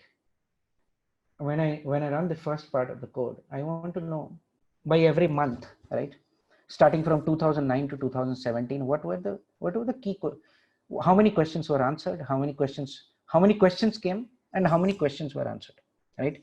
You can cut it out by more cases. For example, the summer, as the summer session versus the winter session, right? What were the key action items during the summer session? What were the key agenda items in the winter session, right? And so on and so forth during the monsoon season. So there are 4 sessions, and I'm sure people coming from the background know it very, very well, right? Almost about 4 sessions, and so on and so forth. There are very good bills which are passed. When it comes to Rajya Sabha, it is supposed to have a debate, and this is the summary of the debates, basically, right? The question and the answers, okay, that I'm presenting here, right? What are the monthly questions which are asked here, right? Now, if I plot by every industry, right, you will be able to see that I have to reduce the font here. That is how NLP gets complex, right? The text is so much of data that you will not be able to see on your screen. But I guess you will be able to see. So what I can see here is the Labor and Employment Ministry had almost about 2,926 questions. Okay. Nevertheless, Health and Family Welfare came second, and Environment and Forests, which we normally don't even care about, came third. Right? Very stunning numbers, right? Of course, there is Commerce and Industry, where we are all inquisitive about them, but there are a lot of questions which get answered, right? And this is how you see the distribution of the questions, right? Though maybe very small in number, right? So let's see what is the actual distribution in terms of the numbers. I'm sorry, I had to reduce the font. It's comparatively very big, right? What is the amount of the questions which has been answered, right? So I've taken a mean of by the ministry, so you can see the number. So I just wanted to show you in the line items, right? So we have drinking water and sanitation, we have earth sciences, electronics and information technology, environment, forest, right? Of course, we all know external affairs and so on and so forth. That's I'm just trying to show you that objectives like earth sciences, development of northeast regions, consumer affairs, right, have taken a good ride, basically. Micro, small and medium enterprises, right? You have um, rural development and so on and so forth, right? And this is how you can see the problem in the data, right? There is a specific line of question with respect to statistics and program implementation. Did you previously knew that? I'm sure I didn't knew it. I did it 2 days back. I didn't know this, basically, right? So statistics and program implementation, they also answer questions. Okay, so that's amazing, right? So water resources, urban development, tribal affairs, and so on and so forth. Now, how does it correlate, right? So if I look at, so this is the amount of data which is coming into picture, and then if I look at the amount of question and the answers, right? I create a data frame from this objective, right? You can see here that the questions which has been answered primarily, and over the few years, Pradhan Mantri Yojanas, right, have toppled a lot, actually. If I create a word cloud, so I created, so what you can see here basically is called a word cloud, actually, right? I took all the answers, right, and I created a word cloud out of it, right? Of course, you need to remove all these stop words like Shri and Mr. and see, you can see here, right? So it's a government portfolio. So the amount of times yes sir has come into picture has been quite big in number. So other than that, you have insurance scheme, right? Welfare, agriculture, farmers, because agriculture and farmer has been welfare, agriculture and farmer are one of the top keywords which have come into picture, right? Um, Shri Mohan Bhai has been quite a big name. I think this number has popped up quite well, right? Bima Yojanas, right? And Mohan Bhai Kondaria has been quite a big name over here. Some Vikas Yojanas, poor harvesting. So this is the way that you can actually go ahead and find stuff. So you can see that the insurance scheme and financial assistance have been very, very closer together. Okay, with respect to agriculture and farmer. So these have been the top topics. So this is something called basic topic modeling, where you can find the tokens and you can go more depth. So this kind of science is called natural language processing, basically, right? On which your chatbots are developed. You can actually, if you learn this methodology, you can create an AI chatbot which can understand the Rajya Sabha comments and go ahead and create a chatbot on top of it, so that everybody in the rural areas will be able to understand what is getting discussed in the parliament, or even their leaders are discussing their points or not. Okay, so this is the application of natural language processing, basically, right? Now let's come. So these are the two ones that I showed you: global forecasting and the parliament, basically. So parliament is all about the reading the notes of the parliament, is all about the natural language processing. So what I would like to end here is with, because we discussed a lot about graphs and graph theories and so on and so forth, right? So I would like to show here that while experimenting, I created, this is something called a graph, basically. Okay, what you are actually able to see here, I took a Wikipedia, right? I took a Wikipedia and developed a model where you can see that these relationships, basically, right, and with this kind of, so this is about movies and film scores and where it has run, right? For example, several action movies released in 1980 has a relationship with PK. I'm sure you have seen the movie PK by Amir Khan, right? So PK released in 4,844 screens, right? And it is very close to finding a relationship with horror movies. I don't know what is the relationship, but there is a textual relationship between them. Okay. More than that, the PK also has a relationship with the last Vita film, which was released in 1925. This is the power of graphs. It gives you relationships which you really do not know, and there are multiple ways of running it. So I don't, but when you actually do a Wikipedia graph, it looks like this. I know it looks like something weird. It's like a black hole. But if you really work on that, right? If it really when I run it, I don't know if I would be able to run it or not. It takes a hell lot of GPU, at least one GPU, in order to run it, because it's very heavy, right? But you can see the relationships, right? So A.R. Rahman with one of the other film score music directors, right, has a very strong relationship, right? So for instance, the A.R. Rahman has a soundtrack. So he has been very, very dominating with A.R. Rahman has been dominating with soundtrack and film scores and music connected to him in this above graph, right? So this is what we call it as graphs and graph theory. It is a multi-directional graph or multi-distance graphs, basically, right, that you can see here. And there are thousands of applications that you can build in, right? You do not have to be programmer. What you need to understand is the basic background of mathematics, right? Good amount of logic building, and you can create multiple products. There is no end to it. But always remember one thing: don't fit a solution to a problem. Always try to find the solution to a problem. Don't tell to anybody that this algorithm will fit into your work. First understand what is the problem, right? And every problem cannot be solved by data science. It is very, and that is why you have things like crude mathematics and so on and so forth, right? In that regard.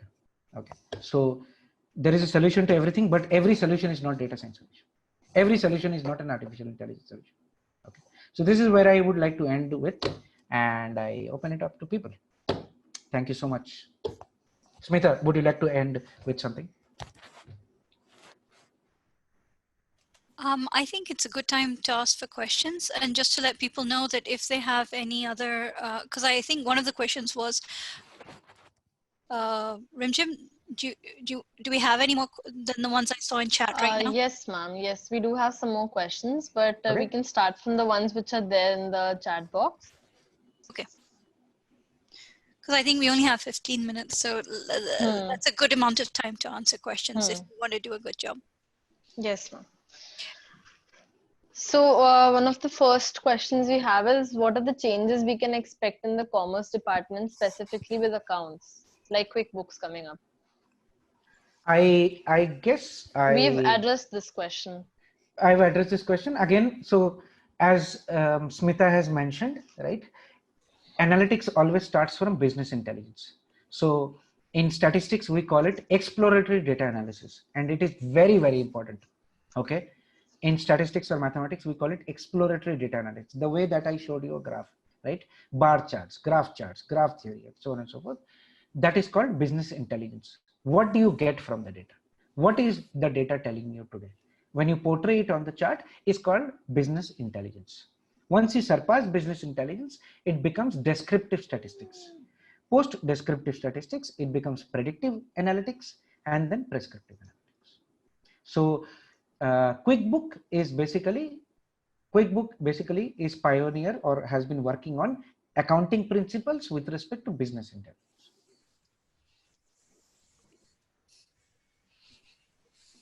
Okay, sir. Thank you for the answer. The next question we have is, okay, I think this is also answered. How can we blend data science and economics in the career ahead?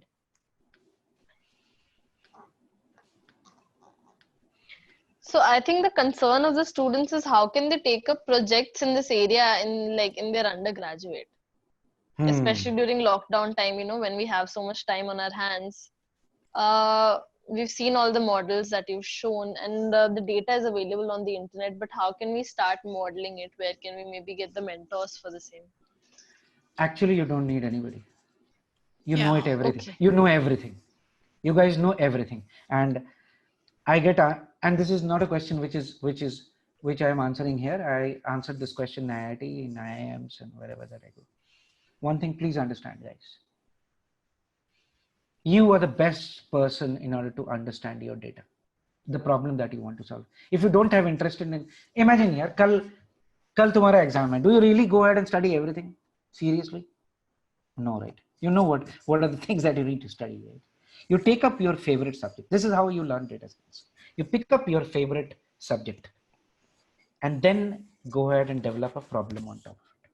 Once you find the problem, then science can do magic for you, basically. For example, we are doing this Zoom meeting today, right? Zoom gives you a text transcript, right? Whatever that we had talked, me, Smita, Rimjim has been talking, and some of you are writing on notes and so on and so forth. Take this data out from here and try to create a graph out of it. What were the topics which were discussed? What were the key topics? What did I say versus what did Smita say? Is there a correlation between all of them? As simple as that. There are thousands of examples like this, right? Data science can only be learned, and this is what all the scientists say, right? The theory of gravity was never developed in a lab. The apple fell, and that is where the documentation happened. And that's the core with data science as well, right? You need to take daily life problems. How people are thronging into COVID-19 data, but there are 25 other 1,000 different problems that you can take out. What is the demand forecasting? What is the demand which is going to happen with hotel industry? What is the demand which is going to happen with the real estate industry? What is the demand which is going to happen for the dabbawalas, right? Will your favorite restaurant survive? Will your chart shop survive? Can you predict with a certain amount of accuracy that your nearby chart shop will make money out of it? Would you be able to tell the chartwala to relocate to somewhere else where he can make better money? Of course, you can do it with the data. because there is no demand in your location, and your area where you are living right now is under containment. If it is remains under containment for the next 3 weeks, there is a high amount of probability that the chatwala will not be able to make money. So where are the zones in Delhi where people are opening their markets? That's prediction. That is data science. Yeah, Smita wants to add something. I think a couple of things I mentioned before that, Shruti started 2 or 3 months ago, and she's already vlogging about topics, thanks to Dr. Roy, obviously, but also thanks to the fact that Shruti herself is interested in the topic and she's gone and done research. The biggest skill nowadays is Google research, like literally Google research. Go and find your information. There's a course on Coursera that's you can audit, you don't have to pay for it. It's called AI for Everyone. There, follow Bernard Marr to get a bigger understanding of AI. Once you see those use cases, you'll find use cases in other industries that you can apply to your own problems. You can go and find data sets that you don't have to run on your laptop. You can run on a web browser like Dr. Roy ran it. There are many different things. If my 11-year-old can run scratch programs and learn everything online on a browser, so can you. The old days of having to install 10 CDs of software are gone. So go and look for the resources. You'll find them. We can provide links and stuff. We can provide guidance on starting points, but when you do a deep dive, you'll find easy places. Literally, you can search for, a topic like AI for Everyone, very clearly made for people like you and I, right? So please, it's not, I think the biggest, like math majors and people involved in mathematics, or people involved in foreign languages, or whatever your topic is, whatever your favorite subject is, that there are people out there who are terrified of your subject, and they don't need to be. There's always a basic level of competence that you can acquire. And then once you've acquired that basic level of competence, you can decide whether you like the topic or not. So, I'm not supposed to be giving you, I guess I am supposed to be giving you career gyan, but the point is, these are not hard topics. These are topics that people with basic intelligence and and a decent education and good language skills can easily acquire. Any learning topic requires language skills. Any learning topic requires some basic mathematics. When Dr. Roy is running a linear regression, there are, Shruti and I had to review my linear regression because I haven't done it, since my MBA program. But I had to run a couple of regressions for marketing, and for, coming up with marketing variables and things like that. You use it for pricing, you use it for everything. But a linear regression is not a very hard thing to learn. And coming up with the data, you can run surveys with your friends, asking them some basic pricing questions, or how much they spend on something, or anything you feel like, and you'll get a data set. There are data sets readily available nowadays. Some of the courses provide free data sets. Again, Coursera, there's courses for like 700 rupees. You can just go in, they provide the data set, they let you download the data set, and you can actually run a linear regression or something like that. They have, I think they're like 2 or 3 hour courses. I keep using Coursera as an example. There are multiple examples out there. You can just go to YouTube and do it for free. So please, we'll provide some links for you, but those are only starting points. And you ask Shruti, it's like a rabbit hole, like Alice in Wonderland. You dive down your own rabbit hole and you find your own Wonderland. You find your own kind of path through this. And Dr. Roy is right. You need to have a sort of a starting point in mind, and you sort of need to have an area that you're interested in exploring. If you have that area that you're interested in exploring, then you can probably come up with keywords that you can search. So Absolutely, Smita is bang on correct. And as I have said during the beginning of this presentation, a data scientist is not a person who writes code. A data scientist is not a person or a human being who just goes ahead and cracks a Kaggle competition. please, I'm not against Kaggle or any competition of the world, but don't work with pre-prepared data, according to me, because data preparation and data gathering is the most challenging work, and exploring the data. Modeling is very fun. Modeling is very easy. But what model to use is something that you have to understand, right? For that, you have to prepare the data, right?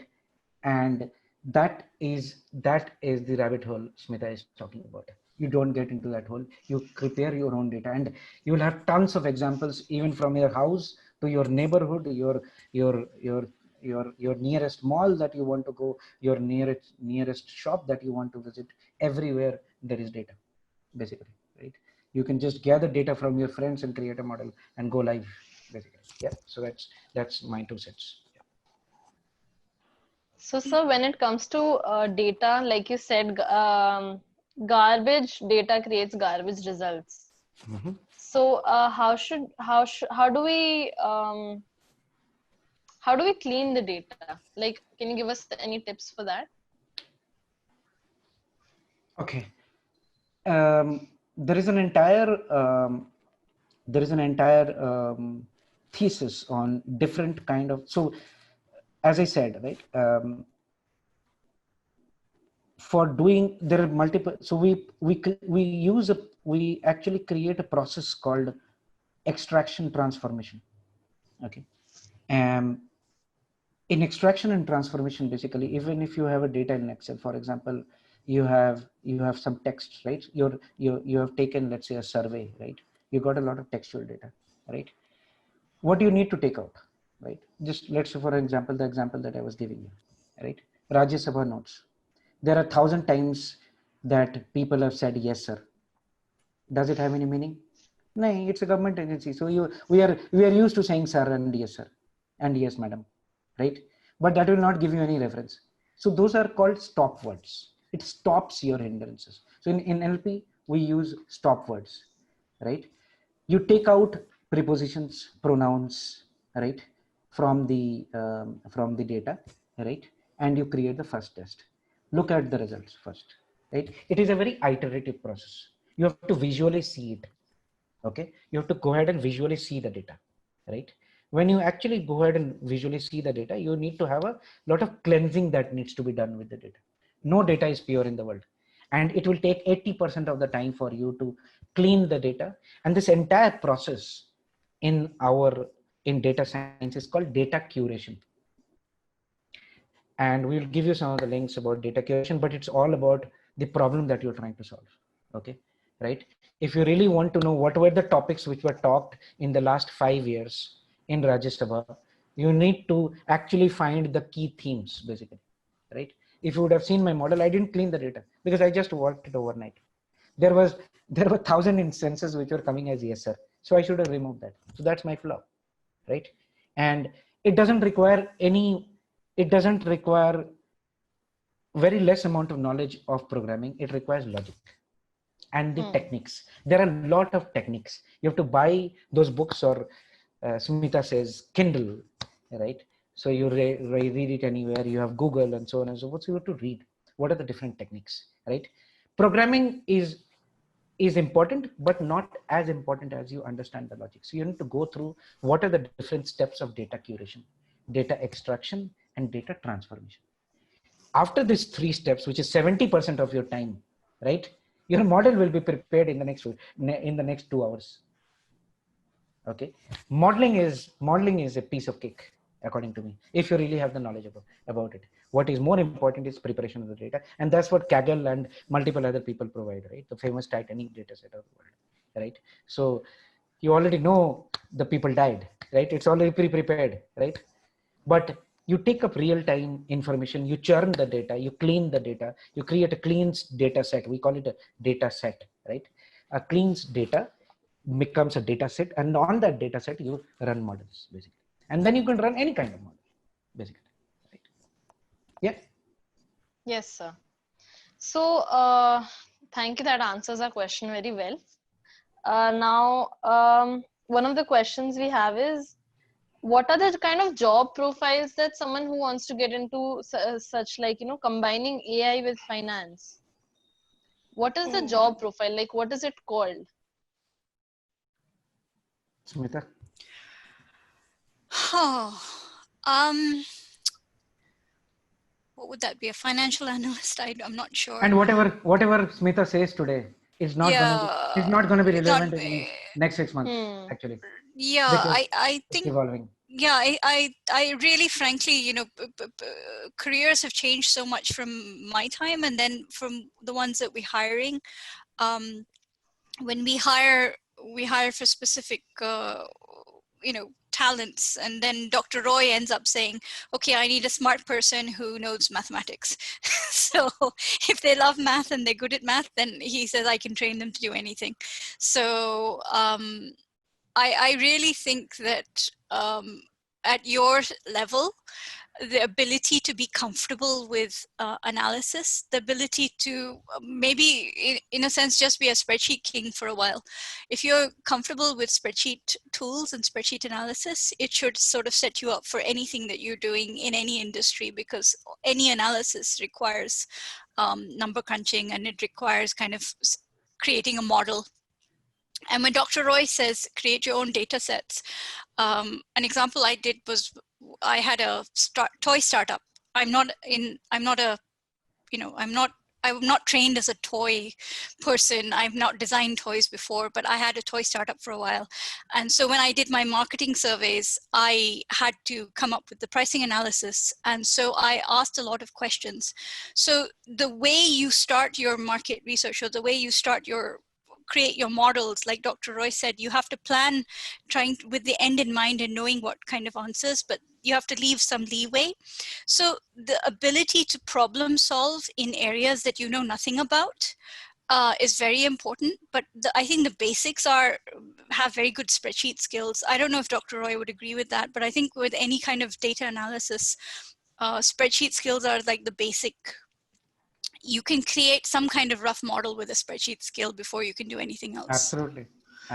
So I would really encourage spreadsheet modeling. Yeah, there are too many jargons which are used, but I think overall everybody gets a tag of data scientist at the end of the day, right? But Okay. there's something called financial data scientist. Somebody was day before yesterday, somebody was telling me that he's got a tag of augmented data scientist. I didn't understand what was that, anyways. But there are different forms of data scientist and stuff like that, which is coming up over here. But it's all about how do you, if you're good in mathematics, you understand the business and you can understand how it transforms. I think that's the way to go. I think everybody gets a tagline of data scientist, to be precise, basically, right? Whether you're working in economics, you become an econometric data scientist, because my first job was, if I remember, I was a statistician, right? Junior statistician. Then I become a risk analyst. Then I become a data analyst. Now I think I have become data scientist according to my knowledge, right? It took me some few years, but today everybody gets data scientist. So, which is good, basically, right? So it took me some amount of time, but I think now everybody is getting into data science, to be precise. There is some workforce slide. Dr. Roy, would you agree? I think one of the skills for the future is data visualization. So literally, how are you capable of presenting the data that you do find? So first of all, I guess, figuring out what is good data, then analyzing that data, then presenting that data. Dr. Roy and I are somewhat old school in that we still believe in spreadsheets, and we still believe that you can pretty much get everything you want done in a spreadsheet. But there are so many tools out there. But understanding what is a good way to present that data, it also requires a lot of experience. So, play around with data sets, play around with kind of asking people questions and surveys, create your own. You have to figure out what your relevant variables are. I mean, at the very, very basic, what is good data should come from you. When you run your linear regressions or whatever you're doing, you find out what is relevant data. Absolutely. Then you build up that experience that, okay, this is usually not relevant. In this case, it might be relevant. Let me test it out with one model. If it shows no relevance, then I'll try another model. Absolutely. So you don't just create a model and you're not like perfection. You don't create, not Leonardo da Vinci, you get your, one model in one go. You are always recreating. So you're always, it's more like playing with Play-Doh. So you whatever you make, you squash again and then you try it again. So so spreadsheets that way are very easy to handle and easy to do, and it's easy to understand your data because it's literally in a column. Is that variable relevant? Does it matter that the person is 35 years old and has like 2 children if they're buying a Yeah. toy? Does it matter, like those kind of questions? Does it matter that they have, 2 cars? Yes or no? Does it matter that they live, in a 4-bedroom or a 3-bedroom? Those kind of questions that you're asking for your pricing for a toy, like there are many things that you can use that substitute for another piece of data. Those are all things that you can do. So playing around with your data is very important at this stage. And you get a feel for market research, you get a feel for financial analysis. When you're creating financial models for risk management, like Dr. Roy said, for insurance, the age group between this and this is not safe, and then, Absolutely. those kind of things happen. So One good thing which has been said by Pawan is, as in Pawan is our senior director, yeah. right? So he says that yes, it is very true. Data science and artificial intelligence will be in every field going forward. Okay. The best advantage that you have is we are having the talk today, and start it maybe as of yesterday, and take the data, create create your nuances, explore the data, and showcase like the way Smita is showing right here, over here, right? The more you showcase, the more you talk, ask relevant questions, it will make your understanding better. If you can understand better, you can create models.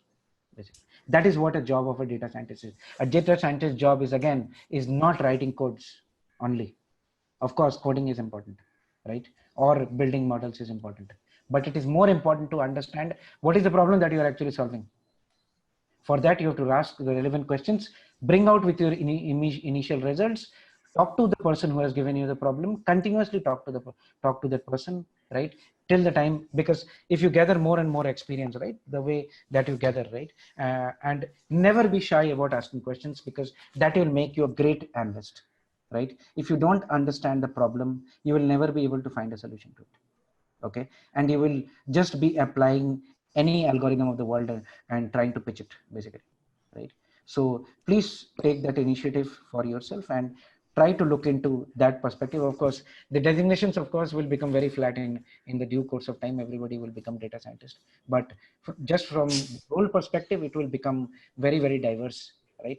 And the people who will succeed, that's what my personal perception is, right? And of course, everybody will agree to that, and that's what this graph also says, that does, as in, don't you think people already know coding, but why is there this gap? It is about the knowledge, The this gap. implementation of the Yes, knowledge. Yeah. not only just implementation, understanding of the problem. And Because also being creative with it. Also being yes, creative with it. yes, Yeah. technologists don't understand the problem, Rimjim. And all of you guys, you are the guys who understand the problem. You are the guys who are supposed to, you have studied for, let's say, 4 years, 5 years, 6 years, you will be doing your PhD, right? This is the knowledge. The knowledge gives you the right to ask the relevant question. Then comes technology. Technology is very subsidiary. It's always the process and the people that you're going to solve for. Okay. Yes, sir. So we're done with the questions from our side. But there is one unrelated question. Okay. Like it's unrelated to the motive of the presentation, but what do you think about the dark side of AI, which, like you said, Google uses your location. We have pointers for the face, which do the face recognition. So what are your thoughts about the dark side of AI, and how can we either, how can we be safe from it, or also how can we go into maybe mitigating the impacts of damage through AI? Dr. Roy, do you want to just? It's quite funny one. So I don't know how to show it up over here. Which there one? on YouTube, as in the video which was so that the Italian mother video who was talking to Alexa, right? But AI, I don't know whether you can pull it off or not, but anyways, you can go it on YouTube and see it. And I use it for a lot of product presentations, even one of my TEDx talks as well, right? AI is not a curse, but the way that you portray AI is a problem. Okay, the way you improve the problem. So one of the things that we all talk about, right, is you're trying to fit a solution to a problem. That's not the way the approach to work, basically. And we have developed some use cases, and we are working in that area. And that's why one of the biggest things in artificial intelligence is called biasness. I don't know Oh, right. Yeah. how many people here understand that. And there is a huge amount of spur around biasness, and Smita can talk about it. But um, there is a new field of artificial intelligence which has started evolving, which is called explainable artificial intelligence. Please do understand, guys, deep learning is not, or neural networks is not the answer to every problem in the world. Okay, there are, if you really want to be a data scientist, you should create methodologies and processes through which normal human beings can understand the problem, understand the solution, and what is that the machine is interpreting. Of course, what I'm saying is comparatively very difficult for few kind of problems, and that you can see on the screen right now. So we created real-time analytics on students and employee behavior, right? Moods, their enterprise alert mechanism. We can see the real-time campus and the alerts. So this will be coming out very live in a few days, right? It talks about looking at school, right, the students behavior and the security system. So if you look at the artificial intelligence, right, it has got both the sides. Now when you create a nuclear bomb, right, or a nuclear fusion model, right, one way is you can create devastation. The second way, you can create electricity. We are talking about artificial intelligence is the next electricity. How you interpret the model, right, how you create the model is going to define what are you scientifically going to create, right? You can create a anti-money laundering algorithm which we can either save millions of dollars for a bank or give it to a hacker which can actually hack multiple other banks. You can do everything with artificial intelligence. Both are possible. And the underlying techniques and the way that you use it defines how do you want to use it. Maybe Smita can end with a few lines that she can talk about our facial recognition. Trust us. So, I mean, we have a facial recognition system already ready for beta. Obviously, the schools aren't open, so we're moving it to a different industry. So that's one of the responses to COVID is if you can't work in the industry that you're currently working in, then we are moving our school thing into an enterprise situation because like car showrooms are all open. As Dr. Roy mentioned, COVID, everybody wants to buy their own car now, even if it's a used car.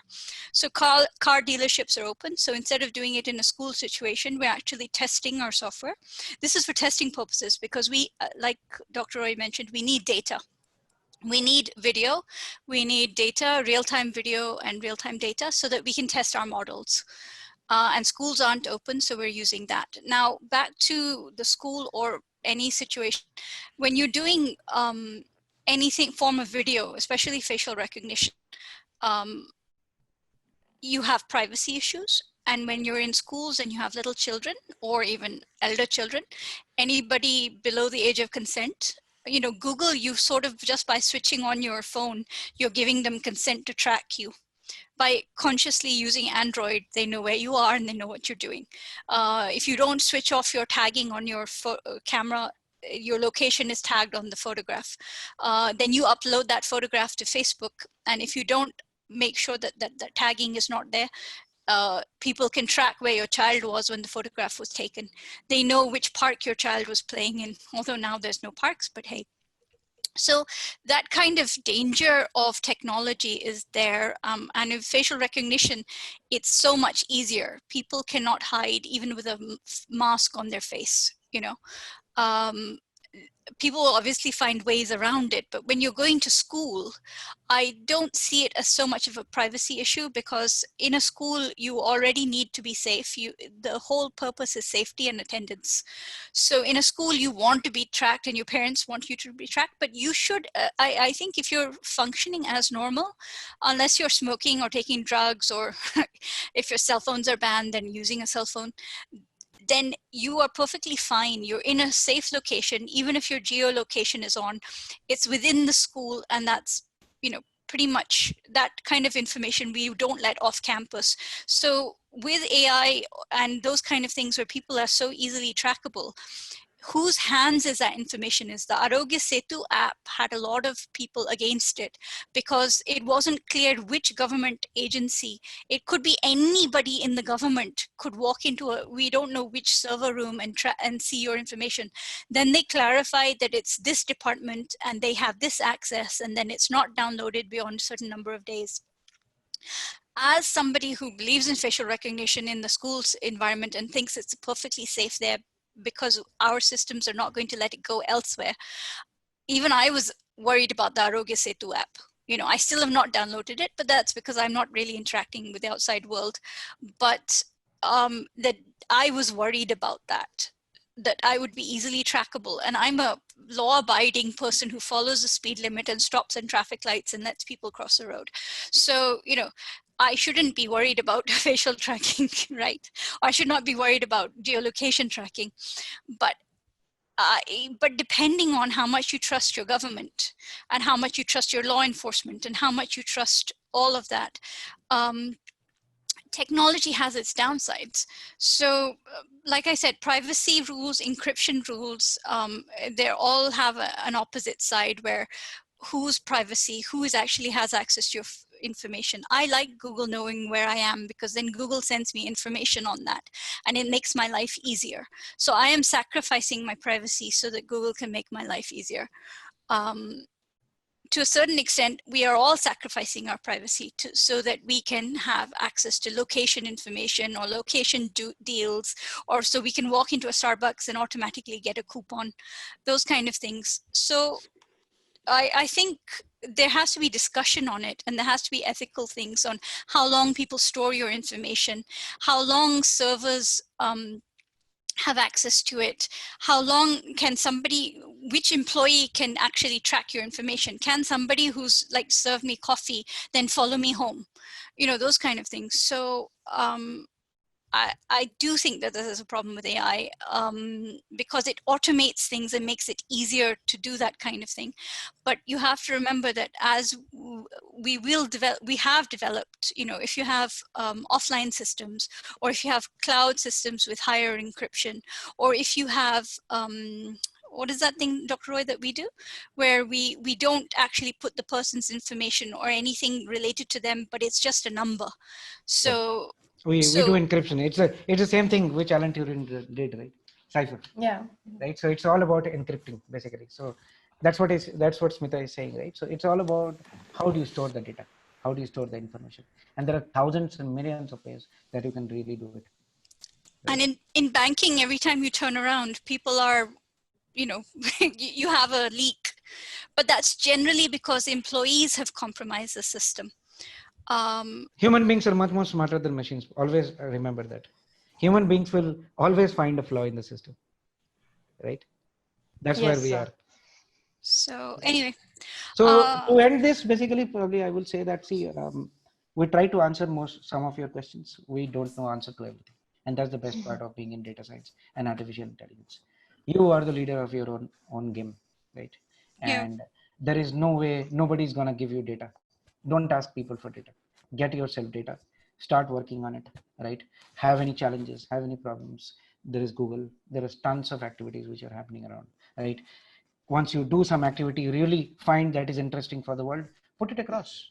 You have LinkedIn, you have Facebook, you have Instagram, stuff like that. Of course, Facebook is not made for this, but anyways, but you have so much of social media. The only thing which is running in COVID is the data, right? So you put it over there and you showcase your work, right? So, and then you will not have any challenges, right?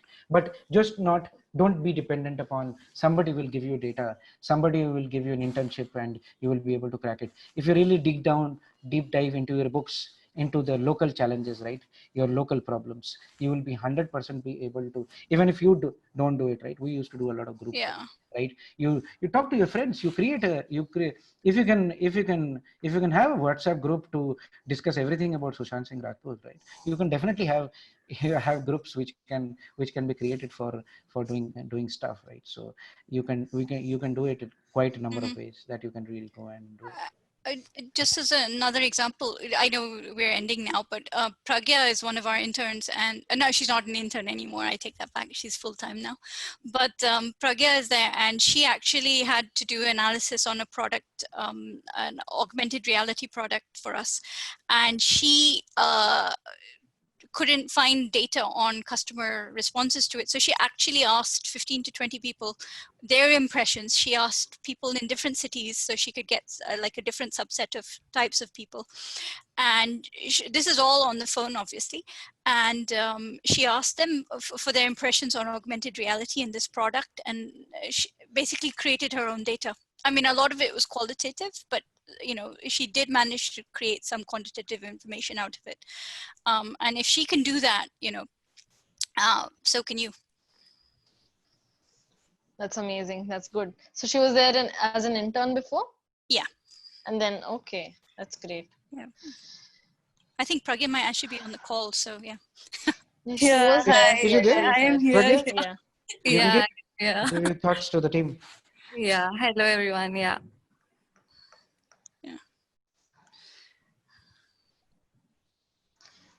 All right. So I think we're done with all the questions. Thank you for all the inputs and the amazing presentation. Hey, Rimjim, Shruti here. Yes. I would just like to Yes, take 2 minutes. Yeah. Hmm. So I had been interacting with Rimjim and Sanmati. I must say you guys are amazing with this zest to learn. And that has made this webinar possible today. And I would like to thank the entire CATC club, right? That's a CATC Yes, club, ma'am. right? Yes, Yeah. yes. Yes, for attending the webinar. I'm glad that you reached out to us and let us be a part of your journey. I hope you're all going back with a better understanding about AI, because with Dr. Roy and Smita as panelists, they are the knowledge bank we all reach out to. So you guys got the best, I must say. I guess Rimjim has shared our social media pages links in the chat session. Let me share it again while I speak. So if you guys want to know more about us or you want to know more about AI, then you can follow us on LinkedIn and Facebook. So thank you so much once again. It was nice Thank you interacting so with you all. much. Yes. So Thank you, I will guys. agree with Smita ma'am that, Dr. Roy is a repository of knowledge. You should record everything he says. So thank you so much for this session. And for the concluding thought, we'd like to say that your inputs really helped our new club into gaining the real insight into what we should be doing. And definitely we will also be taking up some projects in this scenario and pairing up our own interests with the data that we can manage to gather and draw some insights from them. So maybe in the future we can also share those with you. Okay. Absolutely, we'll be glad to. Please follow our page. We might get into more discussions how to make things tough, and I have some plans in developing an entire academy out of it, right? So whereby everybody can see knowledge is something when you उसको हिंदी में कहते हैं ज्ञान का विस्तार करना, right? अगर ज्ञान बढ़ाएंगे तभी बढ़ेगा, right? And when you share the knowledge, you get a lot of knowledge. And that's how things are, and would like to do it in future. Please follow us and put your relevant thoughts and comments and your problems. And I don't know whether we can answer everything or not, but we can find a solution. That is something very important. Yeah, Rimjim, if you have any more questions, you can mail to us and we'll get back to you. So I can also share the LinkedIn profiles of Dr. Roy and Smita so that you can get in touch with them. Yes, ma'am.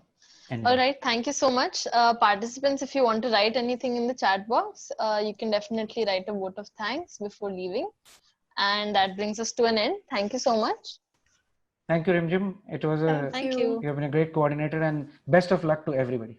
Yeah. Thank you. Thank you Thank so you so much. Thank you Bye. so much. Good day.